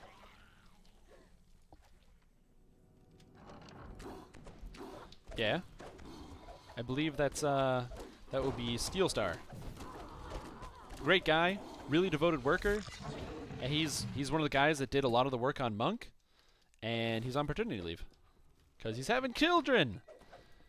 And you know, because like this guy, man, he worked so hard on the Monk pass to make sure everything was perfect and polished, and did like everything he possibly could to make the Monk pass as good as possible. You know that when this guy was like, all right, put it in other people's hands, he's sitting there like, you know, with his wife, and they're at the emergency room or whatever, and she's giving birth, and he's like just sitting there like with her thinking, okay, I hope the Monk went well. Okay, I did this, and did I forget to program it like this? Like, you know that guy, because that guy was devoted, you know, and he still is. And when he's off of paternity leave, he's gonna come back and probably fix up a lot of the things with the Monk. It's just one of the realities of life, you know. Sometimes you go on paternity leave. I mean, I don't go on paternity leave. I'm some like aimless kid who's never gonna have any kids. 'Cause kids cost money and responsibility, and you can't become a professional video game streamer when you have children. That makes no sense. I mean, unless you're like Noxious from Hearthstone or something, who has a kid. Where's the boss? Dismissing Strike. Later. I'm too good. Hey, no. Get back. Are you still living the $1 a day life? $1 a day? Nah, Dismissing Strike. It's OP.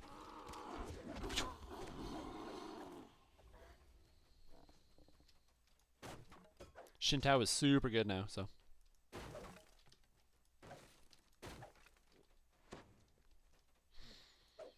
But $1 a day, I don't know what you mean by $1 a day. Do you mean the living off of... I guess technically it was like $7 a week as my diet. I do not live on the $7 a week diet. So back in... I don't mind talking about this. Back in... Up until August, I was working my previous job. Yeah, Monk is unbelievably good right now. I don't know which one is the best one, because Shintao performs really well and does a lot of damage and has extremely high DCs, and Tomb of Jade works on everything, so you've got 3 separate stuns, and they all do crazy damage. Plus, you got the instant death attack in Dismissing Strike on certain targets. But then also Henshin Mystic seems like a lot of fun, so I'm testing that out to see if that's good, because I already know Shintao is amazing. Yeah, so yes, I was spending that much money, but back in August, I got a promotion within my own company, because, you know, I was saving money because I had some debts, you know, and things like that, and I'd much rather save money on like food and like lower my expenses and then just get my debts paid off. Anyway, at some point in August, I got a mad promotion way above where I was actually supposed to be. Not way above where I was supposed to be. Clearly, my company saw me as being important to the company, and so they promoted me because I work very hard, because I do a good fucking job. Anyway, promoted me, and now I'm making about 3 times what I was making before.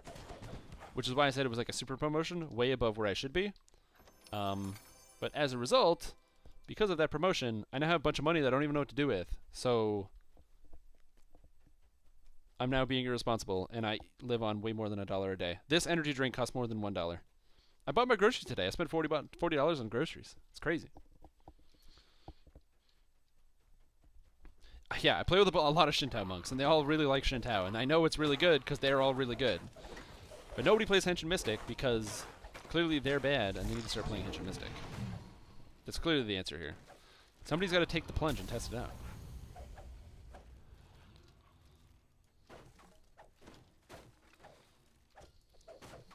Yeah, man.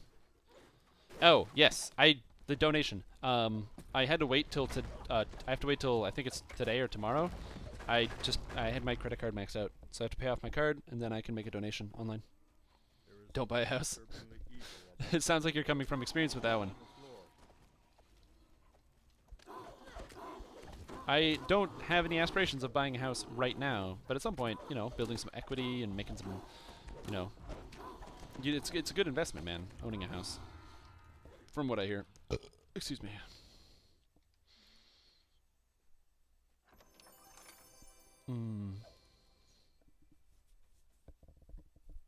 See, I know I don't live on $3 a day. I live on lots of money a day. I don't spend lots of money. I'm not one of those people that spends money frivolously. It's really nice when you don't have the same kind of stress, like the axe looming over your head.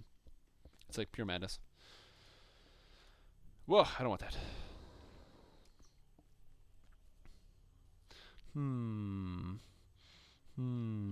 Legendary victory. That's what I want.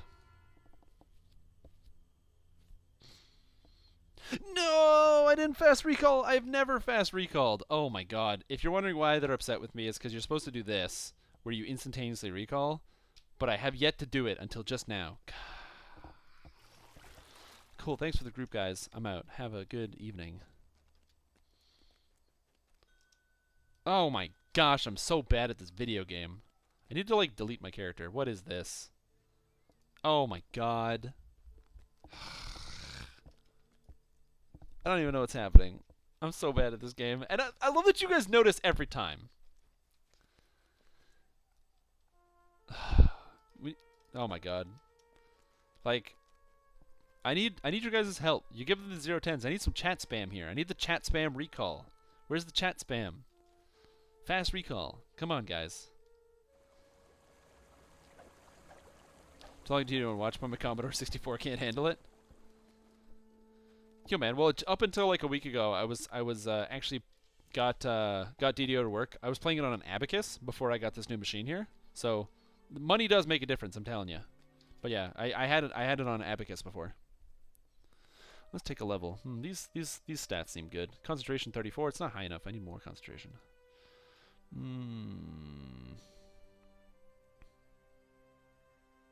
Why do I have an extra skill point?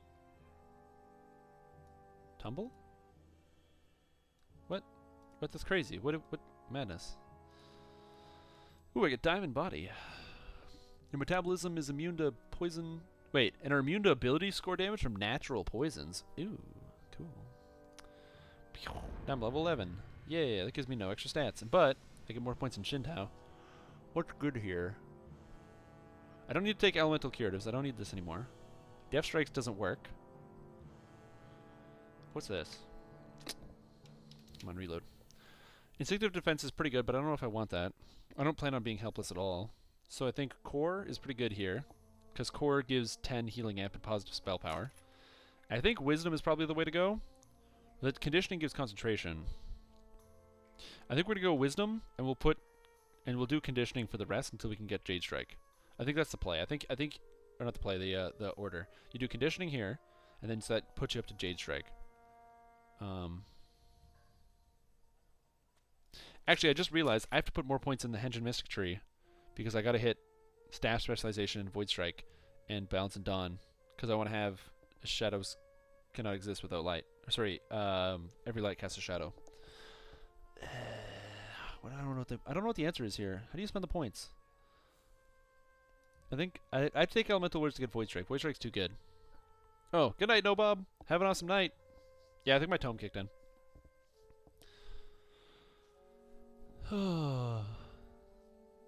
Recall, yeah. What is this? What is this green heart do? Green heart? I don't know what green heart do. I can't tell you, man.